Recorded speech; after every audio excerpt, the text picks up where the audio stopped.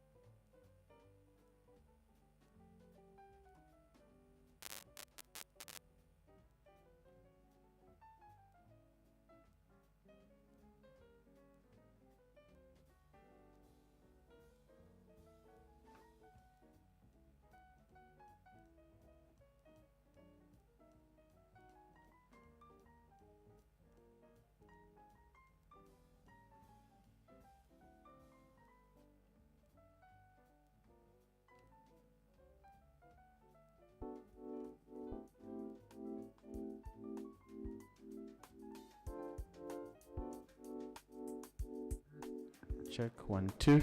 Mic check 1, 2. Check. Check.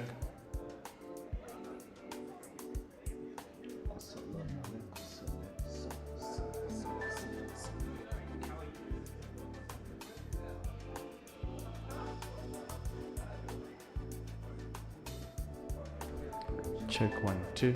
Mic check 1, 2. Check. Testing. Testing. Testing 1, 2. 1, 2. Testing 1, 2.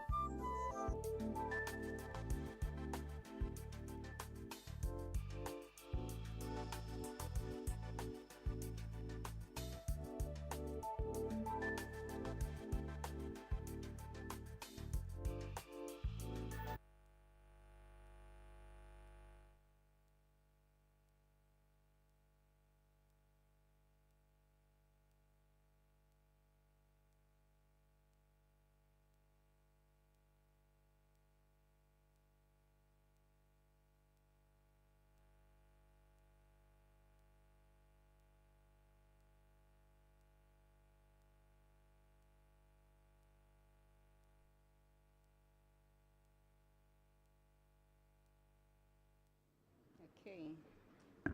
Hello. Yes. Good evening. We're about 6 o'clock sharp. And as accountants, we know how to keep time. Yeah. So thank you for all those who are able to come here early. We appreciate your efforts in making the time. We thank you as well for hosting us, ACCA and Deloitte. A hand clap for them. Yeah. It's not mean feat running this for 9 years. Yeah. You can understand running an organization for 9 years. If it passes the 3rd year, you know you'll succeed. Yeah. Many of the businesses, entrepreneurs, end before 5 years. Yeah. So thank you for doing this, running with it, being strong and resilient, and also showing us a way forward as CFOs and CFAs, if there are any here, but really as a body, an accountancy body. Yeah. My name is Alice Kampire Muonge. I'm a CFO, former Deloitte. Right now, what I do is investments and advisory. I work with Otis Africa Capital. I also support SMEs, startups to do mentorship, training, coaching. I like working with startups and building businesses. I'm happy to be here with you and very glad to see so very many familiar faces. Yeah, it feels like home. Nice to see you all. Wave if you remember me. Yeah. Yeah. So let's start with a prayer, if you'll allow me. Right. Okay, let's humble ourselves. Heavenly Father, we thank you for this day. We thank you for the blessings of life, for the blessing of work. We thank you, mighty Father, for what you're doing. We thank you, Lord God, that through this, Almighty Father, you make a way, O Lord God, for the perfection, for impact, for legacy, O Lord God, for ourselves individually, but for our corporations. That whatever we do, Almighty Father, it will leave a mark, O Lord God, in our generation, that it will build our nation, Almighty Father, and generations to come, O Lord God. We walk a path, O Father, that we have trodden, O Lord God, but also that we know, Almighty Father, that we've made a way, O Lord God, for a generation to come. That whatever we do, O Lord God, we impact, O Father, our generation, we impact generations to come.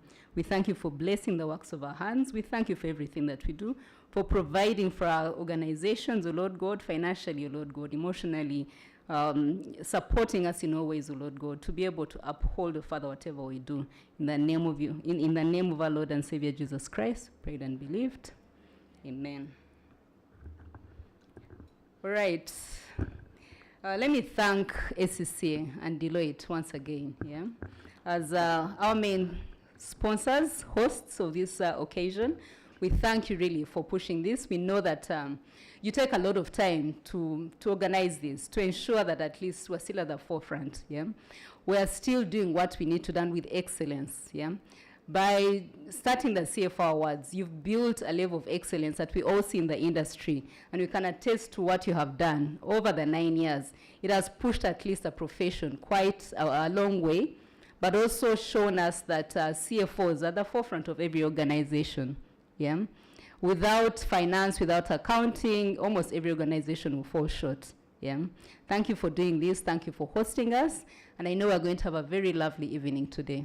Okay? There's no other place we would have been. This is the best place to be in the world today. Right. Without further ado, allow me to run through the program.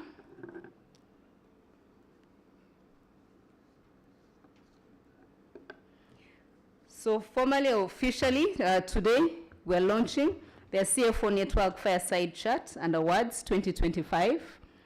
Yeah. It's another year gone by. Yeah. Let's give that a hand clap. 2025's official launch of the CFO Awards. So the program for today will have remarks from the country manager, ACCA, Ms. Charlotte Kunkunda. We'll have remarks from Patronilla Nambiru, the Director, Tax and Legal, Deloitte, Uganda. We'll then have a launch of the 9th edition Uganda CFO Awards. That will be at 6:20, 6:50. I hope we'll keep the time. And then we'll have a fireside chat. Whenever you hear fireside, you know at least there's meat. Yeah, there's fire. Wherever there's fire, there's something exciting. So we hope, and we know we'll have very exciting conversations there. It will be moderated by Andrew Sekamwa. He's a consultant. He's an FCCM. Together with a CFO together with Mombwa Kenneth Kalifungwa, Chief Executive Officer of Stanbic Bank, Uganda. What they'll be discussing is creating impact and legacy.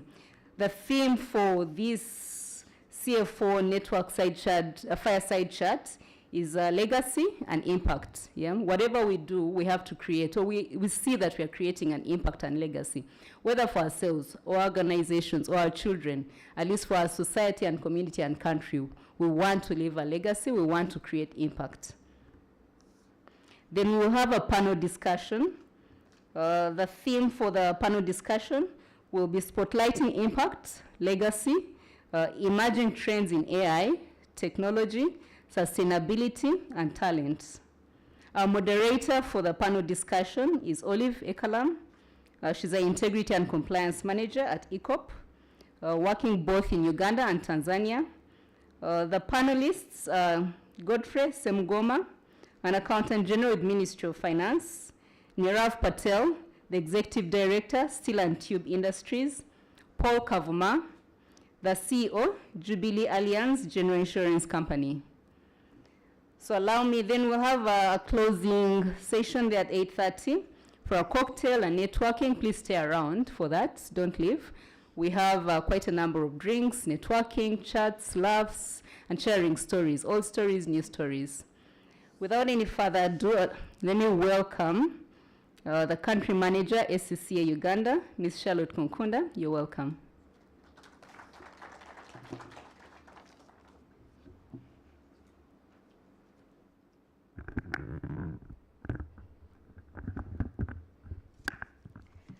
Thanks, Alice. Good evening, ladies and gentlemen. Yeah, it's always exciting whenever we talk about launching the year's awards. But when I walked in, I said, no, next time we should change position, it's always in this corner. And I think next time, Dorothy should at least go to the other side of the hotel to give people a feel. But for us, it always feels like fresh. I'm seated next to one of the judges from the last 2 to 3 years. And she said, it feels like yesterday. And I said, no, the year has already gone. So it is a pleasure hosting you, distinguished ladies and gentlemen of the finance profession, particularly the finance leaders. And I would like to acknowledge the ones that are following online. Thank you so much for agreeing to be part of us when you're not going to be part of the drink up after. So we promise to keep time so that you don't feel it's dragging, but to give you the value of the networking forum or the sessions before the engagements later. For assurance, my name is Charlotte Kukunda, and I'm the country manager at ACCA Uganda.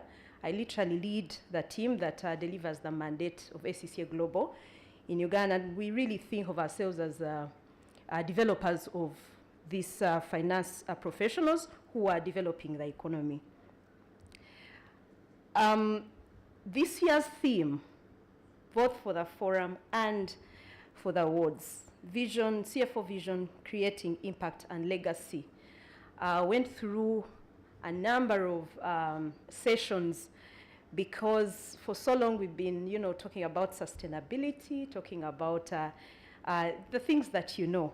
And we've revolved around that until we just decided to personalize it, because when we looked at our database over the last 3 years, the ones that we've been engaging, the change was amazing. We have very new young people. Some are not very young, but very new faces and names on that database. And I said, you see, Dorothy, this means that actually the ones we engaged a number of years ago have moved on. So we probably need to go back where we started and help people envision themselves as CEOs or whatever is beyond the CFO. So it is really great knowing that when we sent you the invitations, you honored them. So for me, speaking briefly about the theme, an effective CFO should have the business acumen to take advantage of the strategic initiatives for every department, or lead them, partner with the C-suite, and also the board of directors to build the company's future. They should also act as change leaders and cultivating a strategic mindset, which will help them go a long way on becoming a great CFO. But we know that when we talk about the vision, these people do not stay as CFOs forever or for long. So we are, by doing these forums and the awards, we feel we are part of your journeys, and we are availing you what we can through our professional insights and through the network that is helping build you. I know that Alice has alluded to the speakers today, this evening, but I cannot leave the stage without acknowledging the diverse panel of speakers that we have.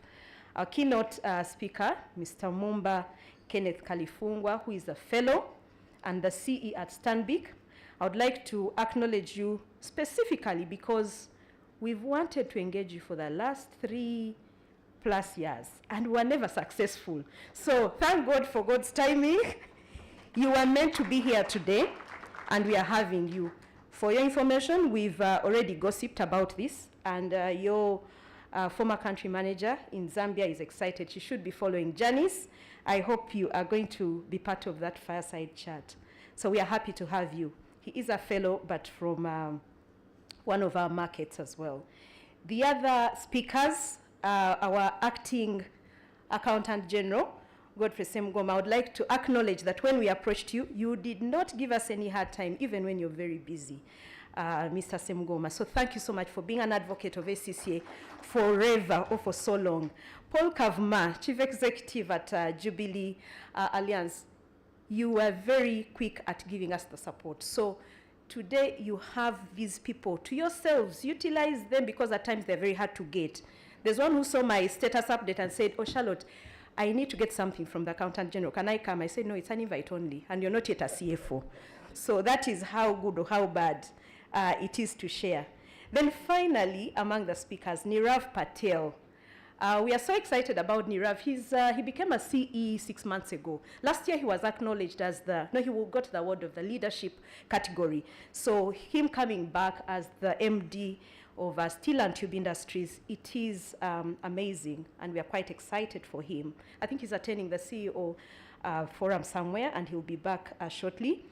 Then beyond the speakers, we have amazing, esteemed moderators, Andrew Sekam and Olive Ekalam, who are all value drivers in their respective capacities. So let's acknowledge them. Definitely being led by Alice. Alice, don't worry, we shall manage the time because we gave ourselves a lot of time around the launch. We will not use all that. So thank you for giving back to the association, the speakers. But in this room, you're all in your respective areas of work. You are really highly respected, and we appreciate that this is a valuable time that you take off to do this. Both of these initiatives, the forum and the awards, are part of what Deloitte and ACCA decided as the agenda for the CFOs. And we have had loyal partners along the way. I acknowledge Stanbic from the time we started 9 years back. They've always been on this journey as sponsors. And I'd like to acknowledge a particular one who came last year and is already back. He confirmed Uganda Airlines. Anyone in the house from Uganda Airlines? Kindly show up so that we cheer you. Okay, they are still in Entebbe, probably on the way here. They came back this year offering 2 business class tickets to the winner to travel to one of their 17 destinations with a partner, a travel partner of your choice. They're not determining who you travel with. So we were very clear on that. And they're also giving us 2 economy class tickets. Yeah, last year when we mentioned with our partner or spouse, nominations, were not coming through until we rectified that. So 2 economy class tickets to a lucky attendee at the awards and one of the nominators. So guys, you nominate your friends. If you're not eligible for this year, nominate someone so that they come through. So the latter will be picked at the event, but of course the winner will be picked by the judges. We are not sharing who the judges are, but you know that for those who have gone through it, you usually meet them at the end. Over the 8 years, we've reported year-on-year growth. And this growth has been in participation, interest, increase in categories from 5 to 10, There's notable increase in first-time performers. Dorothy, I request that you project that graphic that we featured in the newspapers just to show how people have responded, how we've performed, even gender-wise, because we got complaints of our panel being so male. And this is a call to the ladies, please. We are being challenged. So let's show up. Now, when I talk of what we've been able to do over the last 8 years, that is it, and I'll not speak to any of those areas, apart from the fact that while out of the 8 overall award winners, we've had 3 ladies win overall and some extra awards. We are not yet there. We want it to be 50-50. The ones from banking, insurance, and the financial services, you can see how we've been performing.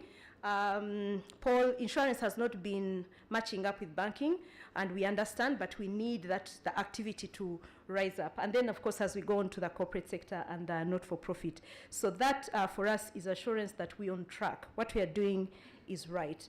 So we've managed to amplify the profile and role of the CFOs, because that's what we set out to do.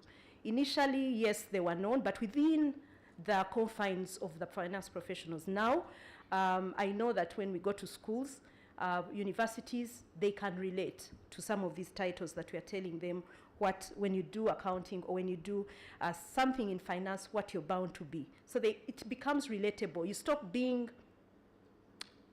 the one that people think says no to their proposals, to the one who is literally engaging. In our report, the ACCA report 2023 of the CVO, the important evolution of the CFO, it quotes, in the move towards sustainable organizations, the role of the CFO is evolving beyond finance to include reporting on value-centric aspects of their operations. So that those are some of the things that pushed us to really ensure that, yes, beyond being strategic, a catalyst, a steward, an operator, we showcase you as a leader. So as I conclude, on Monday, 14th July, ACCA Africa launched the Africa CFO Awards. On Monday. Today, the 17th, ACCA Uganda is launching the Uganda CFO Awards. Why do we do that? Because Uganda is just Uganda. We are special. We just decided to do this. We want to do it for our members. Our awards will be held on the 16th of October, Uganda, and Africa ACCA will hold the awards December 4th at the Africa Members Convention. So I encourage all those that get nominated or nominate to make an effort and also attend.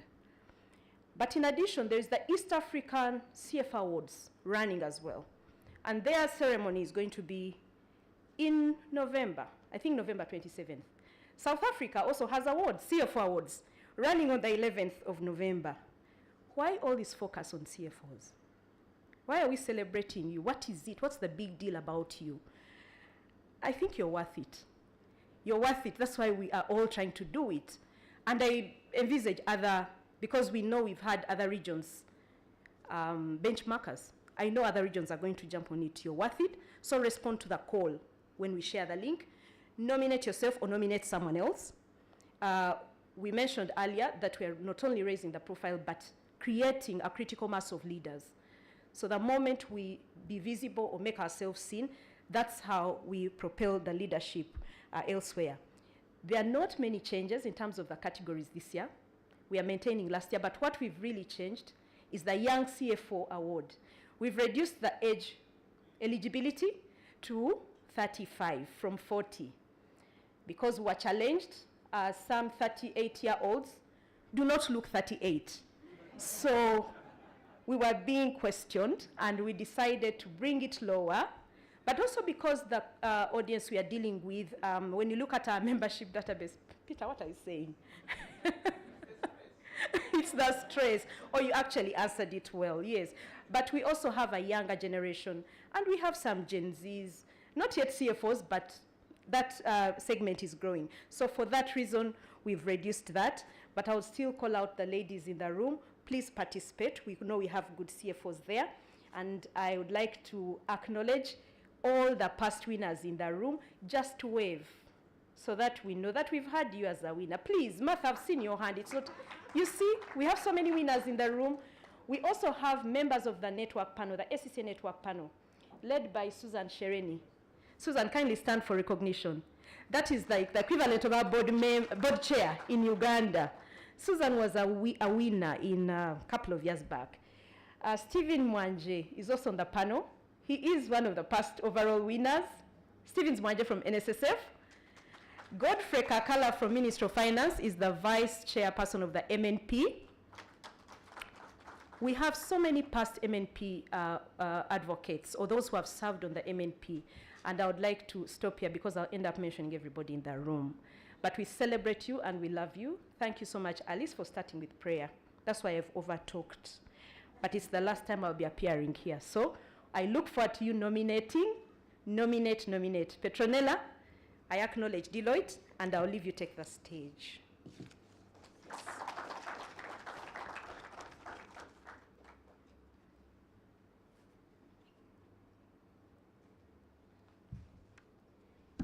Good evening, ladies and gentlemen. Can be stronger than that. Your CFOs, you're at the forefront of everything that's happening. Good evening, ladies and gentlemen. Much better. Much better. Excited to be here this evening, and I hope you are as well. So not only are we launching the 9th edition, but this is actually our second quarterly CFO forum as well. So the two have been combined. And I hope you continue to be part of the forums. You're going to continue to nominate. There's a call to action. Each one of us needs to make sure that we are nominating, we're encouraging others to nominate us, that we are involved in the process. For many of you, you've actually seen the growth as well. We've seen it on the side of, we've been involved in this, but I'm sure as finance professionals, you've also seen the growth of the CFO, awards and the CFO network. So we hope that you're taking advantage of the opportunity that it provides. Do get involved. When we call you to come for these forums, please do turn up, and we are very thankful for each one of you coming this evening. I like the theme for this year, legacy and impact. And maybe I'm going to just turn to your neighbor. Think about your individual legacy that you want to leave, or the impact. So your footprint, before when we die and there's a tombstone and they put something on the tombstone, what would you like them to put on your tombstone? So maybe take a minute and ask your neighbor.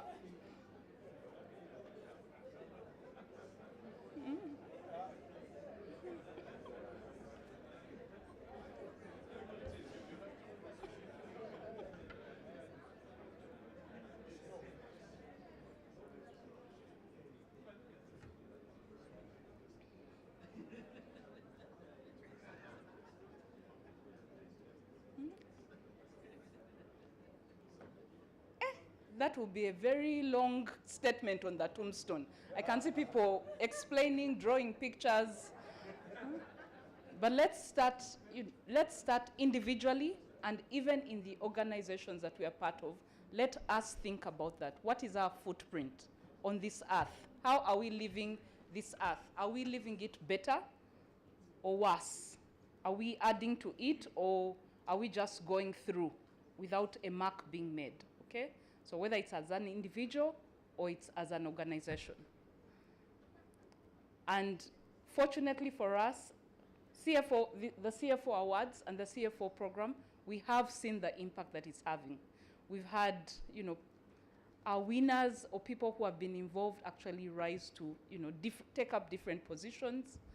And it's been exciting to see. We've also seen our winners here in Uganda go on to create an impact in other awards, which means we are doing something right. And therefore, this is exciting for us. So 9th edition, please make sure you nominate if you have interests, hint, so that you're nominated and you're part of this. One of the other things we did this year that we haven't done, so throughout the we've had 8 years of this. This is our 9th. But throughout that, one of the things we did this year that was new was the CFO lab. So this was done for the past winners. And I can tell you it was quite a journey for those who were able to take part. I'm trying to look around for, yes, Susan, Ronald, Peter, why are you hiding behind Ronald? Huh? And oh, it's a stress. Peter keeps going back to the stress. But the idea of the CFO Winners Workshop was, so it was a one-day event, and it was intended to help our CFOs reflect as well, have time to introspect and think about where next. So I don't know if one of our winners at some point who was involved in that will, just give us a 1-minute snapshot. And MC, I'm very cognizant of the time, and I know I'm standing between you and the fireside chat that I hope you are as excited about as I am. But maybe Peter, do you want to give us a 1-minute summary of your take on the CFO lab that we had earlier this year? 1 minute, Peter. Only 1 minute. If the MC allows it. Okay. The MC has allowed it. So I'll let Peter. Yes? Yes, you definitely, Peter. I want you to come up here.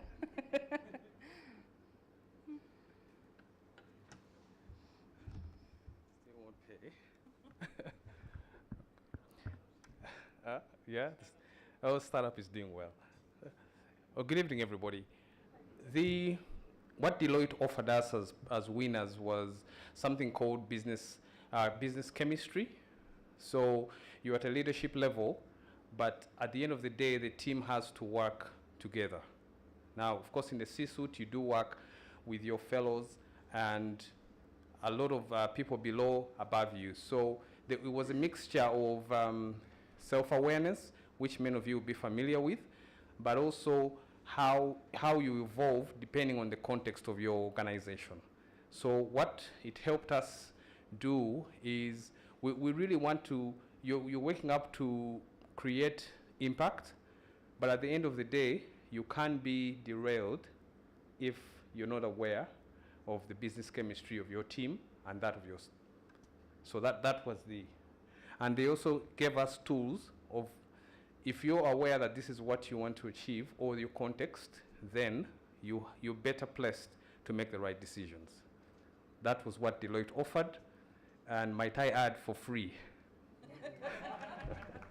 They are consultants, so it doesn't come often. Thanks. Peter had to add that last part, but so that's part of our commitment to the people who are involved in this process and the winners from this process, that we equip them, as partners, ACCA and Deloitte, we equip them with the tools and we enable them in their journey towards greatness. So without further ado, we look forward to an informative evening, an exciting launch of the event, and please do participate. Ask as many questions as possible. You have quite an exciting panel of individuals. Take advantage of having them here. Last but not least, and Charlotte mentioned it, when people saw the ad or for the event, and all they were seeing were the gentlemen, there were questions about the gender balance. But just to let you know, as you have seen, the ladies decided to stay in the background and let the men shine for this one. Enjoy the evening and let's get involved.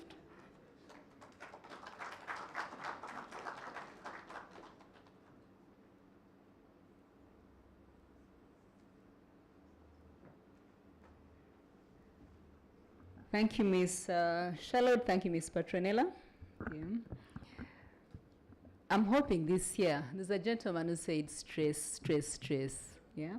Let's run CFO as stress-free environments. Yeah. Let finance be the place where everybody has team synergies. Yeah. You've told us that that's one thing that you learned, yeah, synergizing amongst your team members. Let's create an environment where we want more younger people to join CFO, to join accountancy, to join finance. Yeah, it's not only stress, it's fun. Yeah, I'm sure it's fun. Yesterday I was at an event where I was challenged by a number of young people who are making a lot of money in digital assets, in tokenization, in things that you might not understand now, carbon financing, carbon credit, selling carbon, which we can't touch. Yeah, and they're really making a lot of money out of that. So the future, I think, is more towards finding out what the young ones need, what they're looking for. How do we innovate as CFOs? Yeah, how do we prepare for that? So I would want to even push the boundary of the young CFO to lower than 45. Yeah, I know, lower than 35. Yeah, we have seen today CEOs or owners of big businesses younger than 35. Yeah, it's a challenge to all of us. I know, yeah, Ms. Charlotte spoke about that, but I think it's a challenge to all of us to rethink how we have been doing things traditionally and just start to think outside the box, because AI has come. Yeah, if we start discussing AI, and we'll have a session on AI, yeah, you will wonder if we really know and understand what this monkey of AI really is. Yeah, but let's start unpacking that box, or even just burn that box and rethink how we do work. All right? For this session, I'll invite Ms. Charlotte, Ms. Petronella, yeah, to come and take us through this CFO award. What does it mean? What are the nomination categories? When is it going to be open? When is it going to be closed? How do I prepare myself to nominate myself, yeah, as that CFO? Welcome. Take the floor.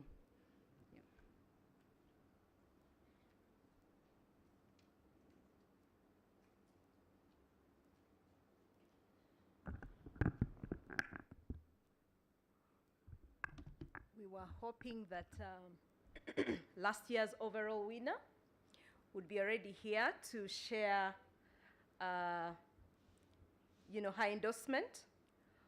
But as she walks in, I'll let Petronella take the lead in very quickly or briefly sharing the criteria and the key things to look out for in your narration. Thank you. Okay, thank you, Charlotte. So as you've seen over the years, we are trying to drive quality. We want to have nominations of people that you can aspire to, okay? So in terms of the 7 vital capabilities that we are looking for the professional capabilities, so it's someone who's about collaboration, it's about digital, it's about drive, it's about ethics, it's about expertise, it's about insight and sustainability. So those are the capabilities, okay? So start to think of who has those kinds of capabilities. And once you have decided, have you thought of someone right now? Okay, but think of a person who has those capabilities.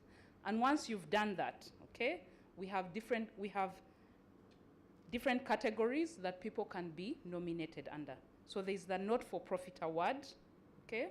So this is someone who's making a vital contribution to financial leadership of a not-for-profit organization. So it's a CFO or a head of finance, okay? The second category is small and medium-sized enterprise SME award. And this award recognizes a CFO or head of finance in an SME who has demonstrated outstanding financial management and contributed to the growth of the enterprise. In terms of what we mean by SMEs, so SME encompasses all types of formal enterprises, irrespective of their legal form. So that's quite important, because you could think of someone and you think they have to be in something that's a limited or that kind of company.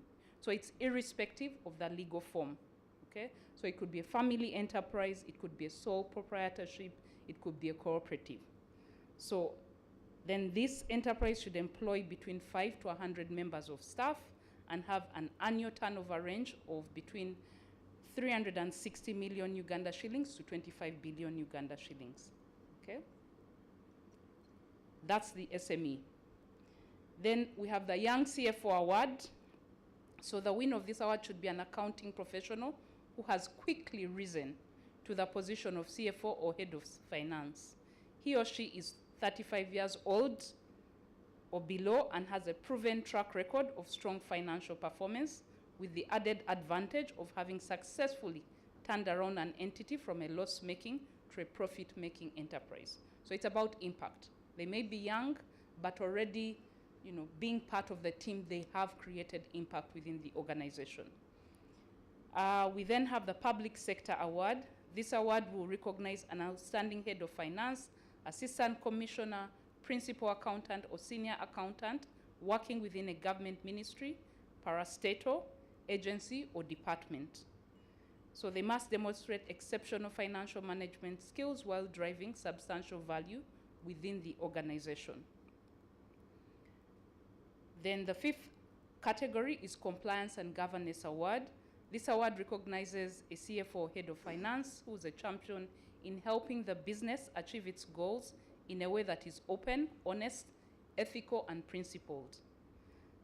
The individual needs to have an extensive contribution to building and implementing policies, procedures, and systems designed to detect and prevent compliance breaches.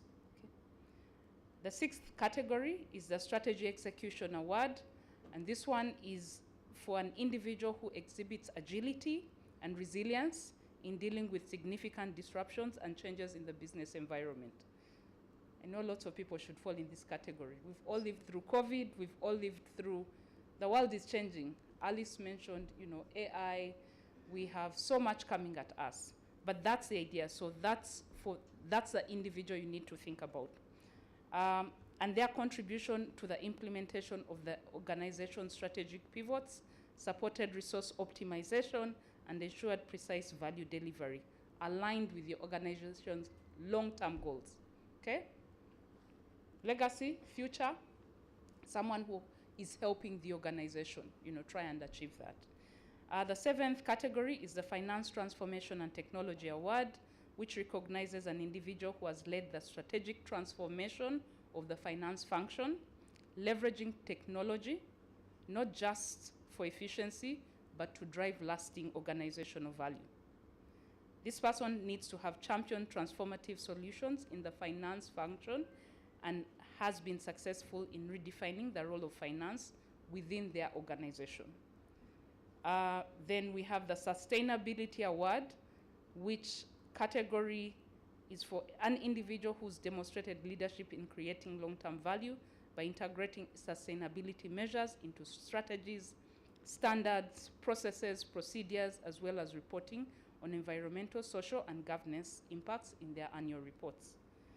Then we also have the Leadership Award, which recognizes an individual who has demonstrated excellence and foresight in leadership for themselves, team members, and their organization through technical mastery and assertive flexibility, fostering cohesion with other departments, proactive contribution to the organizational strategic decision making, and building influence and trust within team members, steering the next generation of finance leaders. So these are the categories that you will nominate. The last category is something that the judges, based on the nominations that have been put forward, that the judges decide on, and that's the CFO of the Year Award. So that one is not nominated, that's done by the judges. So there are 9 categories. ACCA will start to send out, just a bit more information in terms of the categories to nominate, but please do nominate different individuals that you do feel fit into this. So nomination, so starting today, so this is Thursday 17th, so it's call for nomination opens. The deadline for nominations to come in is Friday 5th September 2025. So you have, it's slightly over a month, yeah. So, or 2, yeah. So 5th September 2025, winners will be announced at the gala dinner. So Charlotte had talked about this on Thursday, 16th October 2025. Okay. So this is, I guess, We launched. we launched our the show. opening of the awards. nomination. And for this, we would like to ask any, we do have, I see Kate. Kate finally, yes, Kate, would you like to join us?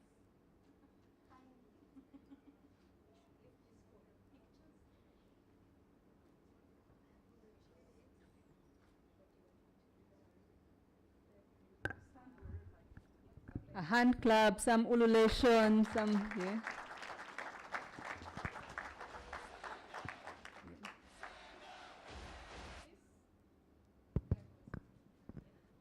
The 2025 Uganda CFO Awards are launched.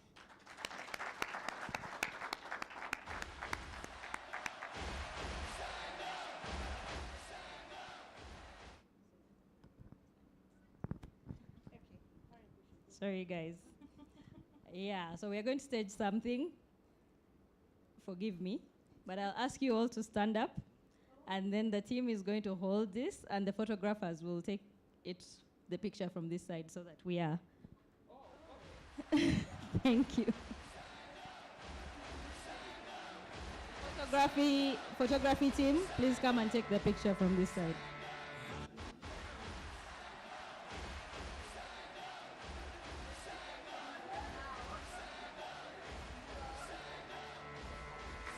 Photography team. Photography team, please. Hands in the air, clap. Make it fun.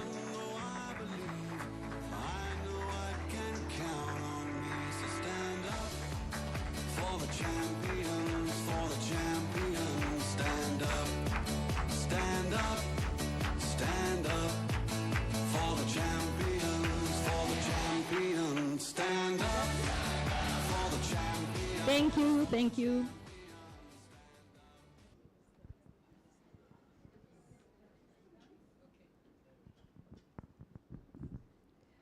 Kate, you're welcome. Take the floor. Yeah.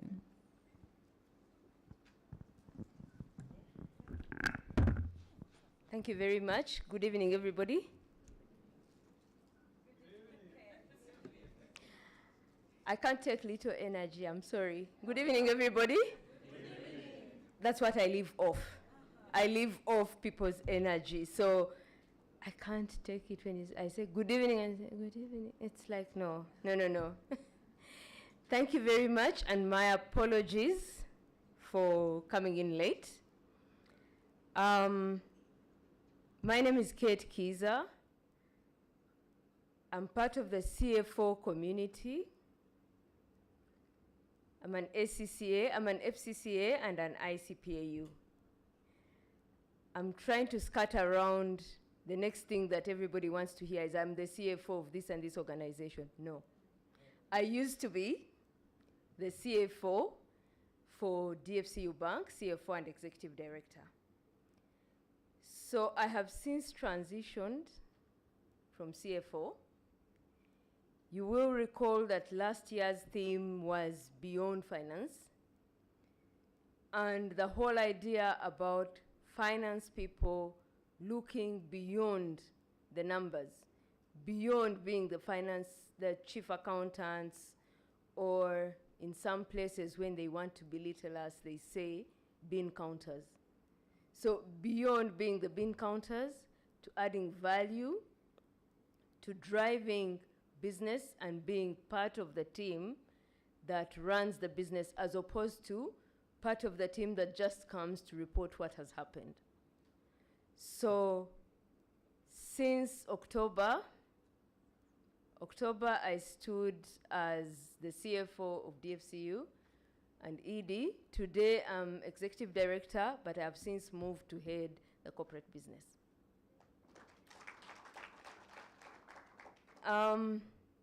The awards give you interesting perspectives. Right from the process, I can see some of the people we were with when we attended the interviews. They give you a perspective of what do you think about yourself, what's your brand, and beyond that, you do not represent only Kate or only Martin or only Charlotte. you actually represent a community. So number one, there's the whole, at some point, it felt like a burden on the shoulders of, when I stand up, I'm actually standing up for ACCA, I'm standing up for all the accountants in Uganda. So for everything that I do, I must be able to be looked at and judged as what everybody else within the ACCA community and the CFO community would like to be judged as. So it actually gives you a perspective of you must stand up to be able to defend your position, managing the team and actually inspiring others. I was sharing with the team last weekend at a retreat and saying, I have earned a few pips because 2 of the people who were part of my team have been elevated to EXCO. So the current CFO of DFCU was part of my team. So as part of the journey of growth, it's to say, who else are you putting up, who else are you supporting on the growth journey? So as CFO of the year 2024, I had to be very intentional in what I do, in how I support others, in how I grow everybody else within the team. That's about the team. To myself, there was the whole challenge of the learning. Never stop learning until the 2 p.m. bells are ringing. So learning has been part of it. It's been an interesting journey transforming from CFO, also known as back office people, to the front line. I look at the world in a totally different perspective. So, and it's one of the things that you go through the interviews as you discuss what you've done in the year and why the nominations. You actually have to think about the future and what you want to be known as. Being a nominee was one interesting side, and I felt, okay, my team has really recognized me and everything. Being a finalist, I think for me, I had already won. Then being an awardee in one of the categories, the transformational category, I felt, okay, I'm actually getting an award, because it wasn't the first time I'd been nominated. But then winning the CFO of the Year award was quite an interesting one and uplifting moment. It's my request to you all that it's something worth experiencing, worth looking up to, and I encourage all of us and encourage all our teams to actually participate. Thank you very much.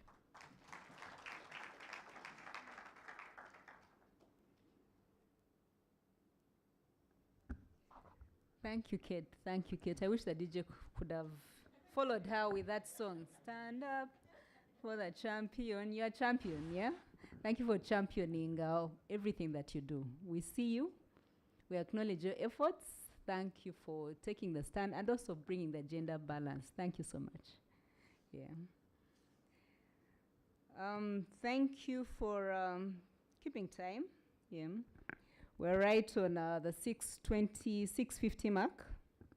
And I would want to invite our fireside chat moderator. Please help me highlight or project the team. So the moderator is Andrew Sekamwa. He's a consultant established in the finance accounting. He does many big things. So Andrew, please come and take the seat. Yeah.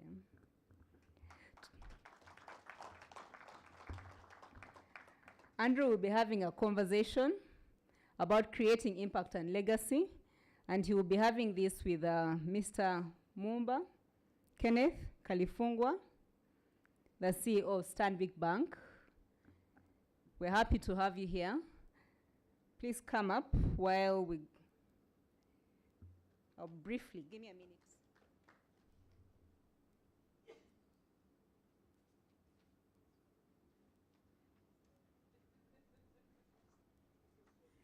Yeah. Unlike the Gen Z who told us to stand here, some of us are trying to figure out what are they doing taking a photo from this side, yeah? I'm sure the guys at the back were wondering where are we standing, and yet there's no space here, but it was only a Gen Z's mind who could think about that photo moment, yeah? And it was amazing. I think we'll be looking forward to that photo. So Mr. Kenneth Kalifungwa, you're welcome. He's a seasoned banker, yeah, with so many years experience in African markets. He currently serves, as I mentioned, as the CEO of Stanbic Bank, a role he assumed in March 2025. Yeah. Prior to that, he had different executive positions in ABSA. He was a managing director of ABSA, executive director in Botswana, Zambia. He's also demonstrated deep passion for leadership, customer focus, and building high-performance teams. Yeah? He's a man that you want to hear for fireside chat. Yeah? We know there's going to be a lot of meat, a lot of fire during this conversation, so you're welcome. Please take the stage.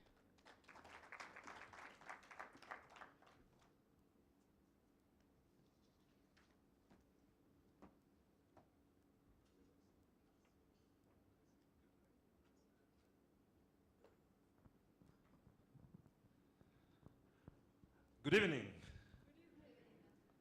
We need more energy. You know, Alice talked about the fact that we are going to have fun. So I want to test whether actually accountants are funny or have a funny side to them. Yeah? I met, my first time meeting Mumba was actually at Central Bank CEO meeting. I don't know if you remember. And because I had heard that he had joined one of the banks, and I was like, I need to be close to him. So I kept on inching, practicing my small talk, inching, until I got there. And I tried to greet him. And he turned, said hello, and focused back. And I was like, I've failed. Mumba, it's a pleasure to have you here. One of the evenings on Tuesday, I was talking to a colleague who was from ABSA, and I was asking them, I think they've recently joined, and I was asking them, but why did you cross the road? And they said to get to Mumba on the other side. So I hope you've got it. So we'll kick off our fireside chat. One of the things I think, Mumba, that being a student in one of your lectures for the CEO apprenticeship program, there's something that you mentioned about the aspect of purpose. And when I look at your journey and your career, it's been one of purpose. So maybe if you could help us and just expound more, because we know a career is a catalyst for growth. It's a catalyst of making impact and creating a legacy. Which pivotal moments in your career do you reflect on and show that actually they did create an impact and legacy for you? Thank you, Andrew. Good evening to you. Good evening, ladies and gentlemen and fellow accountants in the profession. It's great to be here. When I saw the profile picture put up, I got concerned that I need to issue a disclaimer that I don't own one suit, because apparently it's the same suit I was wearing in that picture. Yeah, first of all, also, Andrew, before I answer, I want to say thank you to ACCA Uganda, Charlotte, and Dorothy. Dorothy, we have been speaking, I think, for close to 4 years, and for some reason, whenever she calls me, it's either I have a board meeting or I'm traveling. So this time she started by saying, are you traveling? I said, coincidentally, I am. Then she says, when? So I was traveling first week of July. Then she says, great. Will you be in the country on the 17th? I said, yes, I'll be. So then she positioned and says, this is what is going on. So it was never deliberate, always wanted to support, but unfortunately sometimes schedules coincidentally just seem to clash. But I'm extremely excited to be here and to be given an opportunity to share with fellow professionals.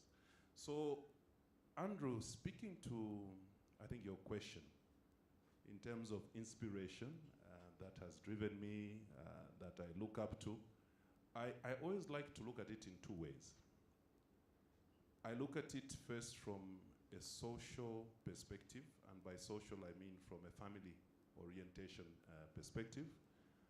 I was blessed to have been the firstborn son of my parents, and at a very early age, there was a gap, I think, between me and the person that follows me. There's a 6-year gap. So what that therefore meant is at an early stage, you almost become like a co-parent to your parents. You have to set the direction, you have to motivate your youngsters, you have to discipline them when they go off tangent and all those things.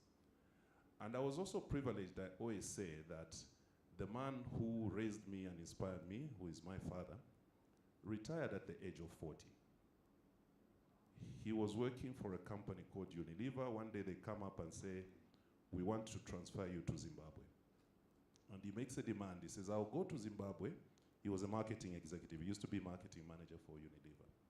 So he gives his MD a condition. He says, can you sell me the company house in which I live? Because I don't have my own house yet. And the MD said, no, it's not company policy to dispose of assets. So one evening he comes home, and I was in high school, my last year of high school. He comes home and says, family, I've got something to discuss with you and your mother, me and my mother. So he says, okay. So he says, I've decided that he had been running a small side hustle in FMCG for about 2 years. So he says, I've made a bold decision that in the next 6 months, I'll be leaving my job and I'll become an entrepreneur. And I look at this gentleman, I'm like, hey, Chief, you know that I'm finishing high school this year and we need stable income, right? But he was dead serious. And in 6 months' time, he had retired. And over the last 30 plus years, he has worked as an entrepreneur in FMCG, confectionery, tourism, and finally academics. And he's even had a stint at politics. He did a 10-year stint at politics, became a deputy finance minister, ran tourism as a minister, and all that.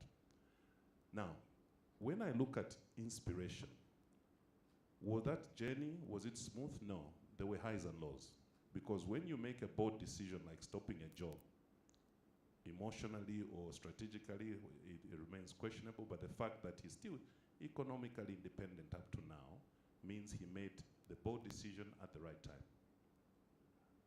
And for me, as an individual, I don't have to look far for inspiration, because he was a man who stood up and very strong-willed. Very strong-willed. If he took a position and said, this is what I'm going to do, he would gun for it and he would do it. No matter how challenging the situation, for so long as he set his mind onto it, he would do it. Even when he became a politician, we said, Chief, what are you looking at? He says, no, my home village, which was 1,000 kilometers from the capital, Lusaka, there's been challenges in health, education. I want to make an impact in that area. And he did it. He was there for 10 years, did his part, and retired. That is number one. Source of inspiration, my father. Number two, from a professional perspective, there are 3 leaders who have stood out in my life. The first guy is called Patrick Wangelani. He's an accountant as well. We started our careers together at Coopers and Lybrand, then we met at Barclays when he gave me a job as financial controller. He was the finance director there. Then subsequently, I succeeded him. Why does Patrick stand out for me? Patrick was a colleague when we started at our careers. He then graduated and became my boss. And when he became my boss, he empowered me. He said, Mumba, this is your mandate to run the function as my deputy. And I trust you will do the right thing. And I made it my mission never to disappoint him. He empowered me, he trusted me, and he gave me latitude to work. So when I talk about professional inspiration, Patrick stands out. I have a lady called Nomsebo, who was my CFO for Barclays Africa at some time. She's the one who gave me an opportunity to go and work as a CFO for Barclays Botswana at the time. She was an absolutely amazing lady, similar work style. Trusted you, empowered you, let you make decisions. She would challenge you when required, but she gave you latitude to work. Truly inspirational leader. And finally, a lady that gave me the vision to become a CEO. When I worked for this lady called Renette in Botswana, I arrived within 6 months. She asked me a question. She says, what next after this role? So I said, Madam, I have a 5-year contract. Why are you asking me what next? I have just arrived. Don't you want me to stay here? Then she says, I've seen a certain talent in you. Your desire for excellence, your desire for achievement is at a different level. And I see it more in a general management role than a specialist role. So Renette was one of my inspirational leaders. What is common amongst the people that I've made reference to? They all gave me the latitude to be the best that I could be, and they trusted me. And I made a commitment not to let them down. So those are my sources of inspiration. Wow. Like they say, it's getting hot in here. I am sure you've really had, you know, the nuts and bolts that have really inspired Mumba. I think he's talked about the aspect of being focused on what you need to do and do it well, and then the mentorship from the people that you look up to.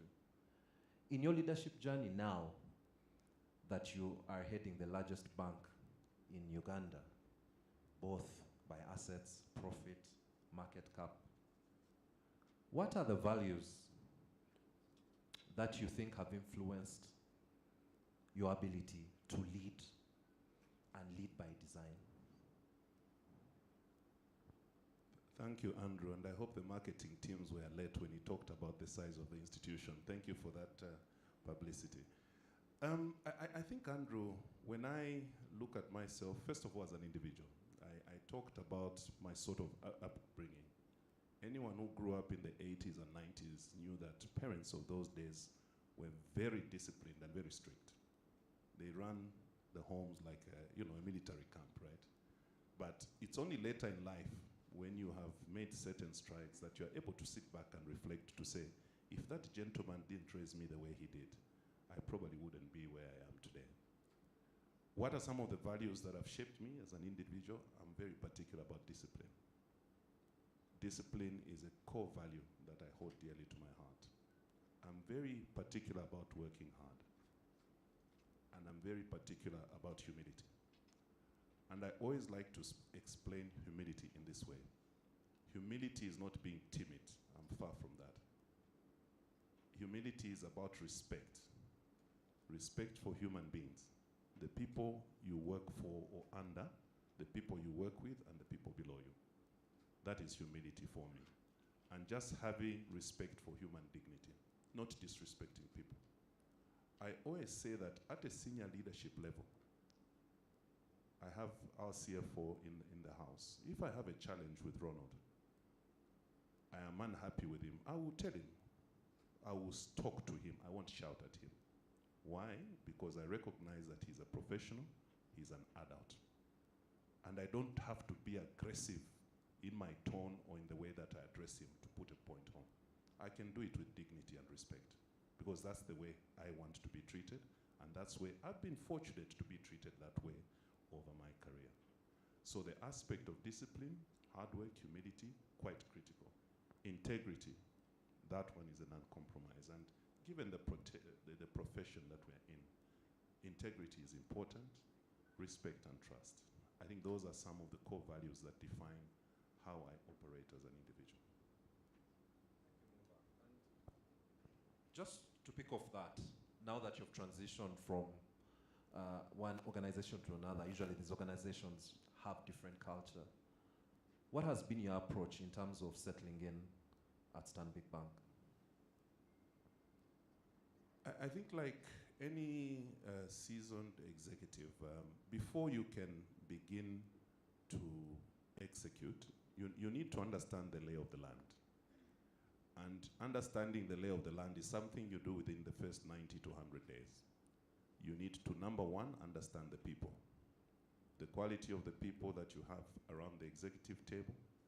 And a week or two into my role, somebody asked me that what has surprised you the most around the Blue Bank?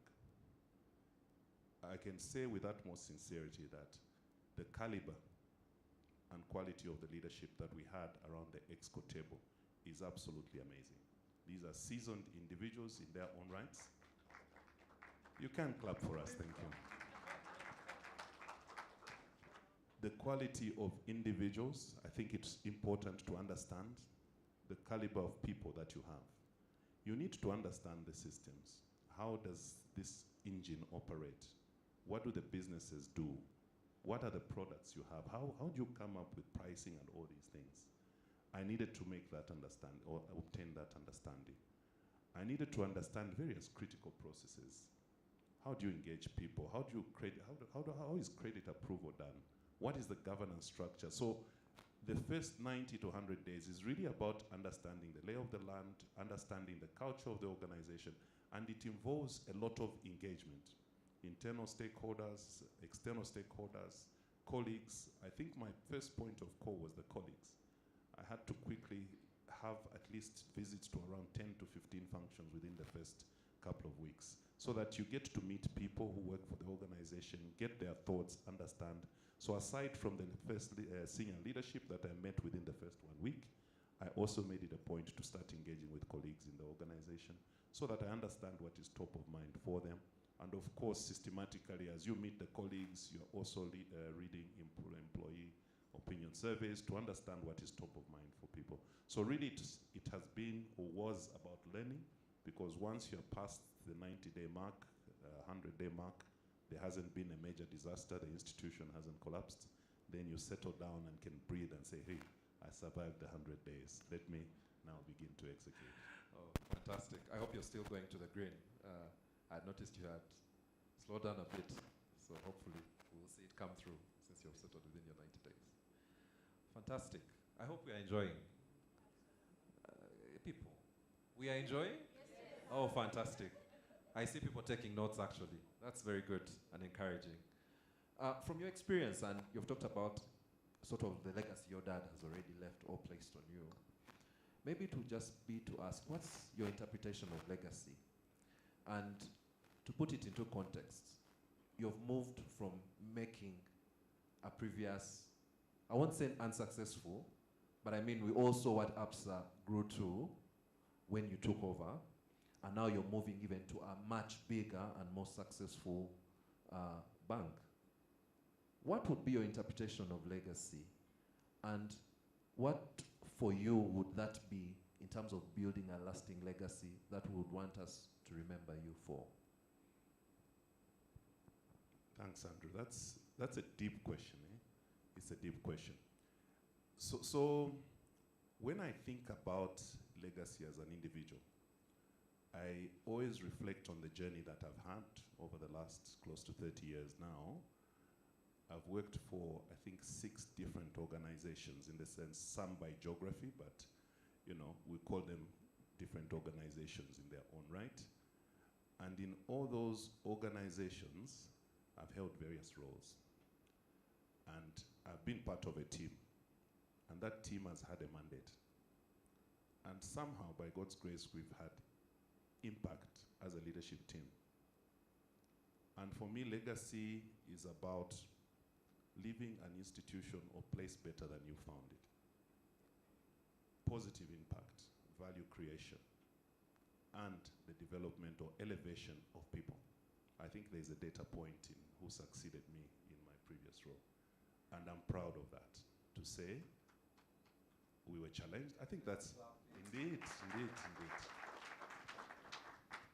When you take up these senior leadership roles, I think that's one of the things, even in our sector, it's a very topical issue, the aspect of succession planning. How do you plan ahead of who is going to succeed you when you leave?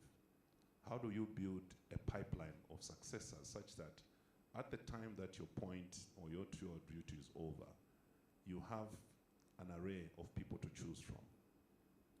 So for me, legacy is around how you will be remembered. Unfortunately, wherever I have worked as part of high-performance teams and being part of that building process, there's never been recession. It has always been about forward momentum. There'll be certain things that won't be in your control. And when they do happen, case in point is the COVID year.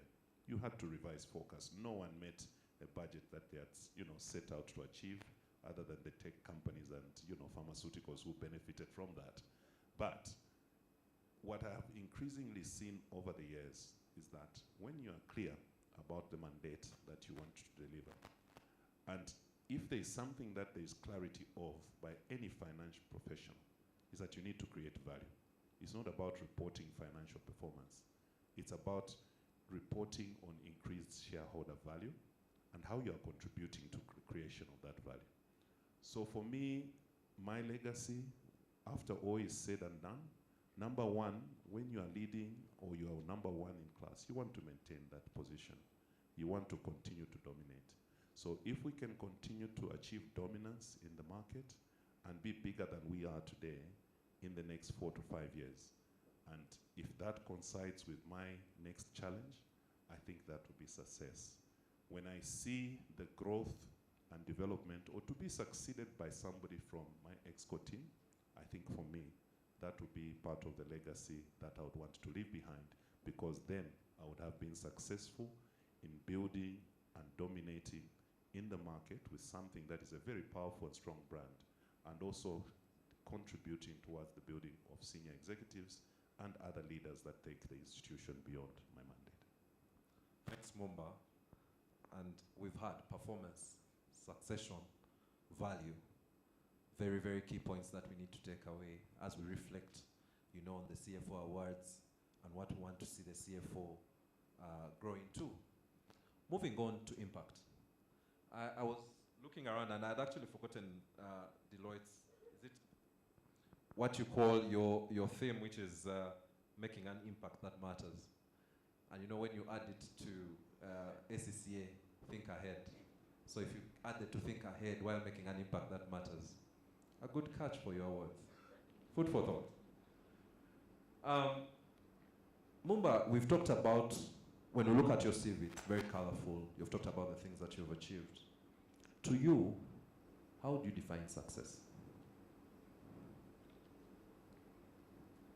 So Andrew, I think when I look at success, I think we should, or I like to look at it from two lenses. Obviously, you can look at it at a personal level, but I think in the context of the conversation that we're having here is about the impact you have on an organization. Obviously, when we are hired into these roles, CFO, business director, CEO, and all that, nobody is hiring you to maintain status quo. Nobody is hiring you to destroy the business. They want you to build it. So for me, when I look at success, I think it's tied to the earlier question you asked about legacy. Success for me would be definitely creating additional value, ensuring that our dominance is unparalleled. That's from a shareholder value perspective.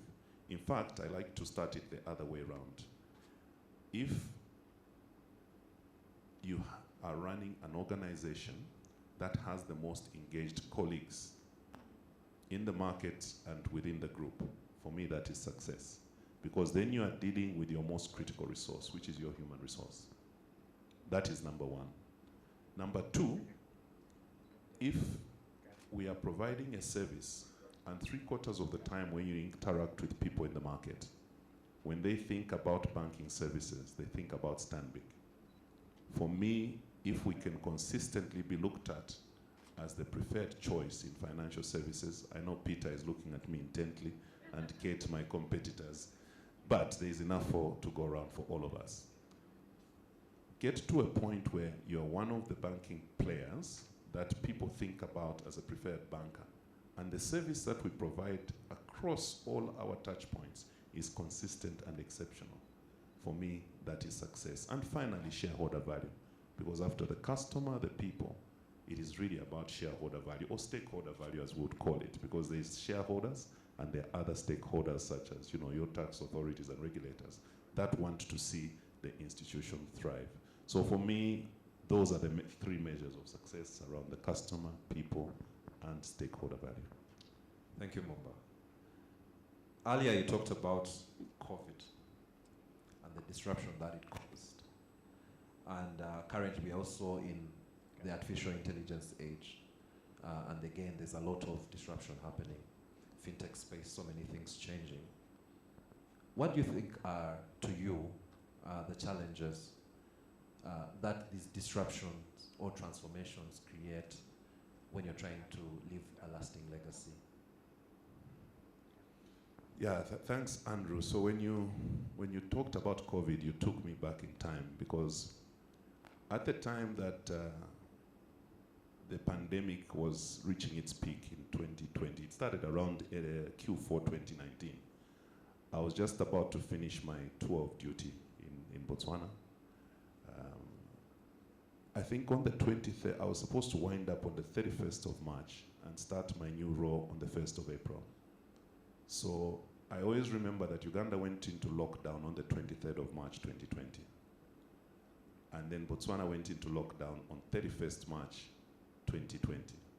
And I was expected in the office on 1st April 2020. So it was quite an interesting period because it was strange. I mean, I had never started a job remotely before. But that had to happen. Unfortunately, as reality dawned on the 23rd when there was a lockdown here, I engaged my group counterparts and said, colleagues, we have a problem. And they said, what do you think we should do? I said, I've got no solution. We have to brainstorm and say, how am I going to take over a new role when the world has shut down? So that was an extremely new experience. And as fate would have it, our regulator is very progressive. I think at the time we had Dr. Twine as the Executive Director, Bank Supervision. So we put in a phone call to him using my colleagues who were on the ground. I think our board chair engaged and said, we have this challenge. How do you think we are going to navigate? What is your feeling around having a remote CEO? And fortunately, I think they were very progressive. They said, look, for so long as there is an executive director on the ground to support you, and there's somebody who's running the operations on a daily basis. I've never used Teams so much in my life. I think I was on Teams for 12 hours a day. Just to get that comfort and to be present electronically. And I can tell you that the lesson from that was that in this world of uncertainty, pandemics, wars,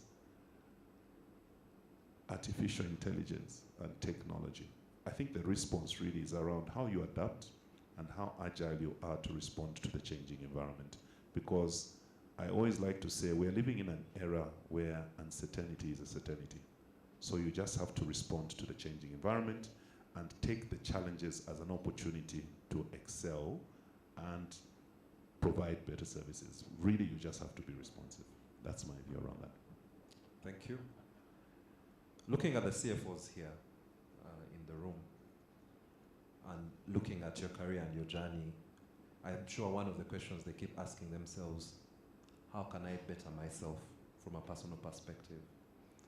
How can I develop myself so that I'm able to leave a lasting legacy, that I'm able to create impact for my CEO, for the organization in which I serve? What are those things that you think the CFOs in this room need to focus on so that they can develop themselves and position themselves to create impact in the organizations that they serve and the CEOs that they support? Yeah, so Andrew, I think when you're in a room of such distinguished individuals, they probably have all the answers. And I'll give my view and perspective. I think earlier on when Kate spoke, I actually didn't know she had moved and is doing a sales role now. And that's extremely, so congratulations to you, Kate, and extremely proud of your achievement. I think the CFO of today should be a person who's thinking strategy, a person who's thinking commercial value, a person who's thinking customer service, a person who's thinking leadership, a person who's thinking about people. You are the co-pilot to the CEO. So your mindset is not about reporting numbers and say this is what has happened. Anyone can do that. I know of a group where the CFO is an engineer. Yeah? Why? Because the outputs in terms of numbers come from systems. You input stuff into systems, analytics can be done, financials, P&L, balance sheet, cash flows come out. So there's nothing so special about producing a set of financial results. That's a given. And in fact, that is becoming almost like a mundane job that, you know, can be done by junior accounting professionals. A CFO is supposed to be driving commercial value. He's supposed to have a mindset of a CEO. how can I partner with the CEO to create value? And the challenge that I always throw to CFOs is to say, CFOs and CEOs drive organizations. So if you are a CFO in an institution, you know 100 other CFOs within this environment. These are the people who are driving investment decisions. They are driving capital decisions. They are driving dividend decisions, financing decisions. So you are therefore a key catalyst in driving commercial value for the organization. Customer visits should become part of your agenda to say, how can I partner with the guys in sales? Because I know the FD at Steel and Tube. That's a client of mine. He's a client of the institution I work for. How can I help the MD unlock that opportunity? So for me, the value that can be derived from a CFO is a person who's commercially driven, a person who's thinking beyond just reporting on financial numbers. I think we are all aware for a number of years the role of a CFO has changed. It's about value creation. How are you driving business, strategic leadership? How are you developing people? And how are you contributing towards improving the service that the organization provides to its customers? So, and of course, importantly, stakeholder management. I think as you navigate the terrain and aspire to grow beyond your area of specialization, you need to start enjoying this aspect of dealing with multiple stakeholders, both internally within the organization and outside the organization. And some of the key stakeholders are people like your customers. So that would be my thought process around that. And a key test case is what Kate has done. And I can tell you that there was a time that people thought finance professionals would not make good salespeople. Unfortunately, they were misinformed. Because we are the best salespeople that you can have, because we understand the commercial viability that we bring and that organizations drive. So you can capitalize on that skill and knowledge to elevate it to the next level and be seen as a key salesperson, such that when a business role like commercial banking director comes, you'll be able to dissect that business and explain what drives that value and how it is created and how you are going to capitalize on that value and make the institution greater and bigger. So that would be my sense around that, Andrew. Wow, fantastic. I like the whole bit of commercial, and I should be looking forward to seeing any role, and I'll apply quickly to join the big bank. So as we summarize, I know it's very engaging and it's very interesting. Quick, rapid fire, Mumba. What's your best talent, or what are you good at? I won't say golf, eh? Yeah, look, I in my spare time, believe it or not, over weekends with the family, I love to dance. Ah. Yeah. DJ? No, you won't do that to me. Eh? Okay, which book has profoundly had an impact or influence on your career, your journey? 5 Levels of Leadership. I think that book always motivates me in, understanding at what point and what sort of impact you are operating at. And you always want to aspire to be a level 5 leader who is about creating value, creating impact. A leader of leaders that everybody remembers how they experienced and the sort of impact you're able to make. So I really love that book, and I think my second one is Good to Great, Jim Collins. Oh, fantastic. And the last one, if you were to complete this sentence, legacy is? How people will remember you. Fantastic. Everyone, a round of applause to Mumba Kalifungua. I am sure you want to have the fire continue burning, but all good things have to come to an end. So thank you very much for sharing your time and your journey with us, and looking forward to further interactions with the actual meet that is prepared for us. Thank you very much. Thank you, Please Andrew, don't and thank you, ACCA. Please don't leave, please don't leave. Give us a minute. Yes, please don't leave yet. Thank you for that very interesting conversation. I'm sure all of us didn't want it to end. Yeah. For now, we have a token of appreciation. I'll ask Miss Petronella to come and say thank you in a special way. Thank you.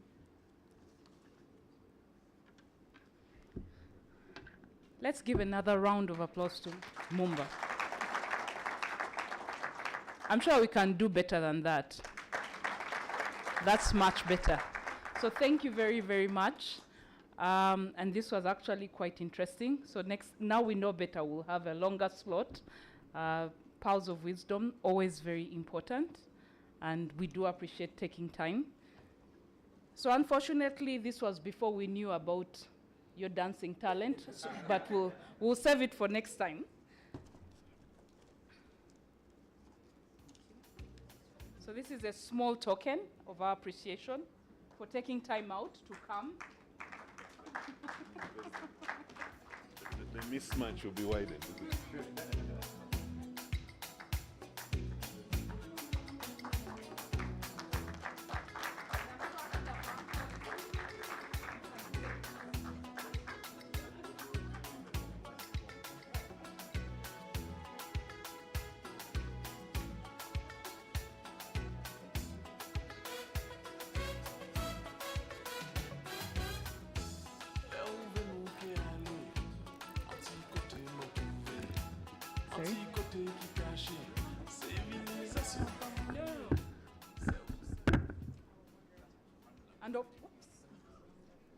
And of course, we can't forget our moderator. It's not very easy to actually sit up here and face off someone like Mumba and be able to ask all the hard questions that need to be asked. But so Andrew, we do appreciate.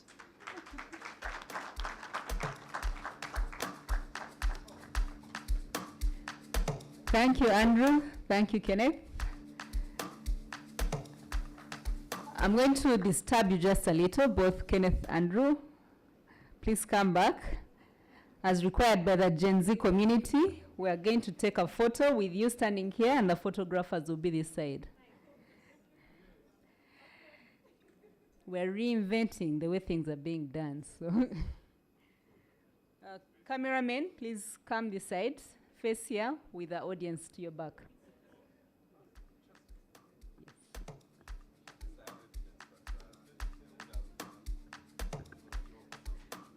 Miss Petronella as well, Miss Charlotte, please come as well for a photo.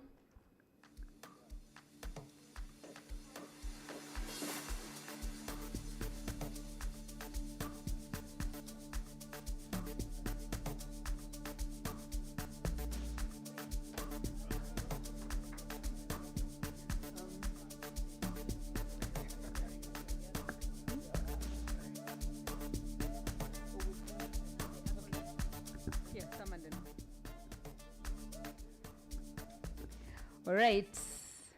That was an amazing conversation. Thank you for letting us into your deeper thoughts journey. We picked quite a bit. I personally picked a lot from that conversation. Yeah. As you are talking about what drove you, what caused you to be the person that you are, the entrepreneur, the investor, the money person, the team leader, the marketing person, to be everything. I was reminded of the quote that I have on my profile of state. I confused that too. Please forgive. Yeah, so that one. Take heed of the things that invite you. Yeah. Whenever you're walking your journey, you mentioned your dad. He invited you to something larger. So it might not even be in what somebody says, but in what they do, how they walk, how they actually live their life. Those things invite you. Why did you notice that? Why not your siblings? Why not the neighbors? Those things invite you. The person who gave you a job, they invited you to a certain level. And all of us have been in those spaces where we're invited to something. So let's take heed of those things that are inviting us. Why are we the ones here today? It's not that we might be the best of the CFOs or the brightest and the most intelligent, but there's a purpose that we're here for. It's to lead something. It's to leave a legacy. And it's amazing, the theme for today, legacy and impact. So for each and every one of us, it's food for thought, and we use that almost on a daily. We're growing towards leaving a legacy, causing an impact individually, wherever we are, and in our communities. So thank you for that very insightful conversation. We wish we could have another fireside chat sponsored by ACCA and Deloitte. Let us go into our final panel discussion. And our conversation today is still on impact legacy, but we'll be covering different topics. Strengthening the impact and legacy on emerging trends. We talked about AI, technology. We'll have a conversation around technology, sustainability, and talent.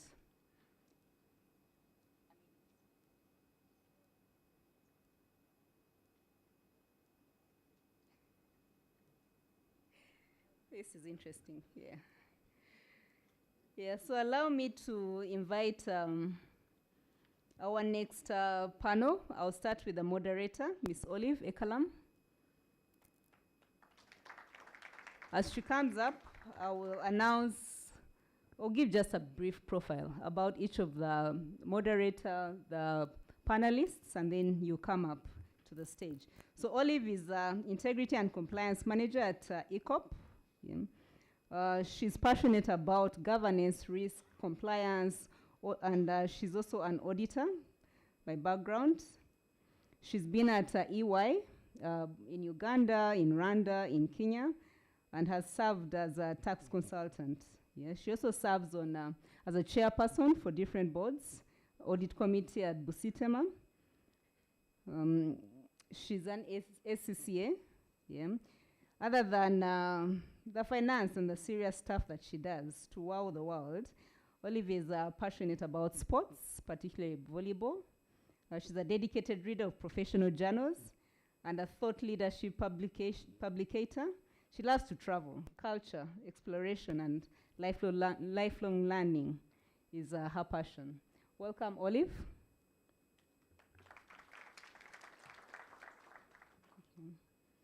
Next, we'll have Godfrey Semgoma. Godfrey is the Acting Accountant General at the Ministry of Finance. He has leadership in public financial management, treasury operations, ICT project implementation, and public sector reform. He has served on various boards and has experience over 25 years. He's a fellow and a member of ICPAU. He serves as a contract manager for the ministry's new building project, so he's the man with the money. The money has come, He's a past president of Rotary, he's a Rotarian. He's passionate about community transformation and institutional excellence. Welcome, Godfrey. Next, we'll have Nirav Patel. He's a financial executive with over 22 years experience. He's worked in various countries. He's the current CFO of Steel and Tube Limited for over 15 years, the past 15 years. He holds a master's degree of commerce and then some very interesting acronyms, and he'll tell us about this. These are interesting ones. He has PGDBM, Nirav, PGDFM, and then the one that, the MBA in, with a major in finance, He's pursuing studies in artificial intelligence, so he's the man we want to have on this panel. Welcome, Nirav.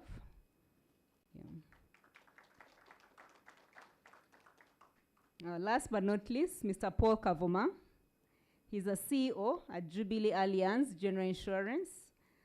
His experience spans in the insurance industry as an insurer and a broking side over 28 years. He was a former CEO of the Uganda Insurers Association. He holds various board members as well. And there's one Buganda Land Board. So if you have issues with land, he's a man to talk to. He also serves on the District Labor Advisory Board.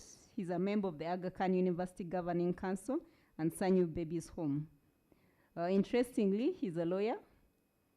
So you tell us what drove him into the CFO, insurance, and broking side of business. Welcome, Mr. Paul. So I'll hand over to you, Ms. Olive. to Thank you take so over. much to the program director.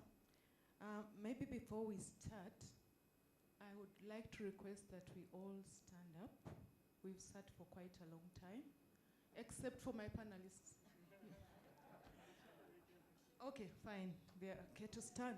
So just turn to your neighbor and tell them two truths about you and one lie about you.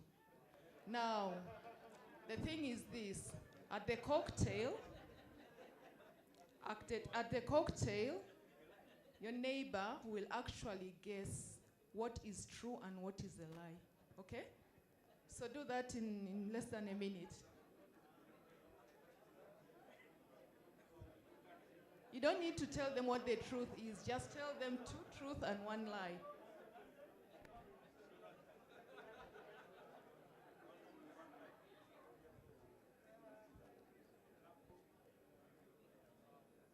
Okay. Are we done? We can now sit. So I expect that this will be concluded at the cocktail, right? Yeah. So you're almost welcome once again to the CFO Network Forum and the launch of the 2025 awards.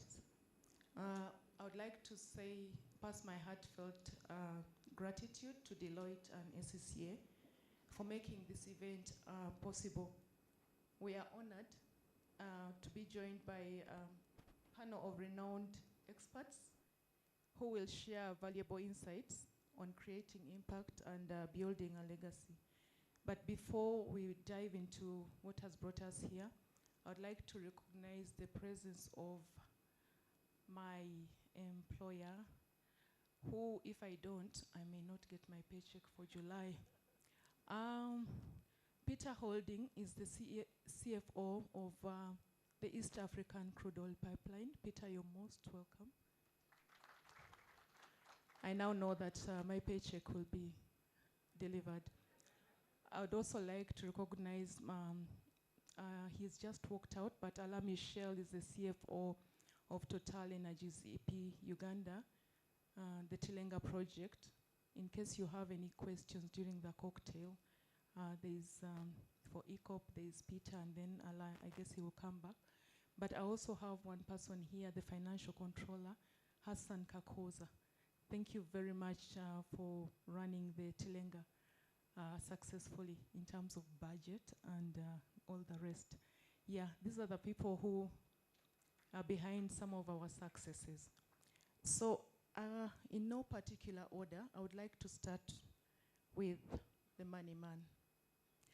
So the Ministry of Finance is always, has always led by example in regard to the public sector by investing in continuous development to its workforce.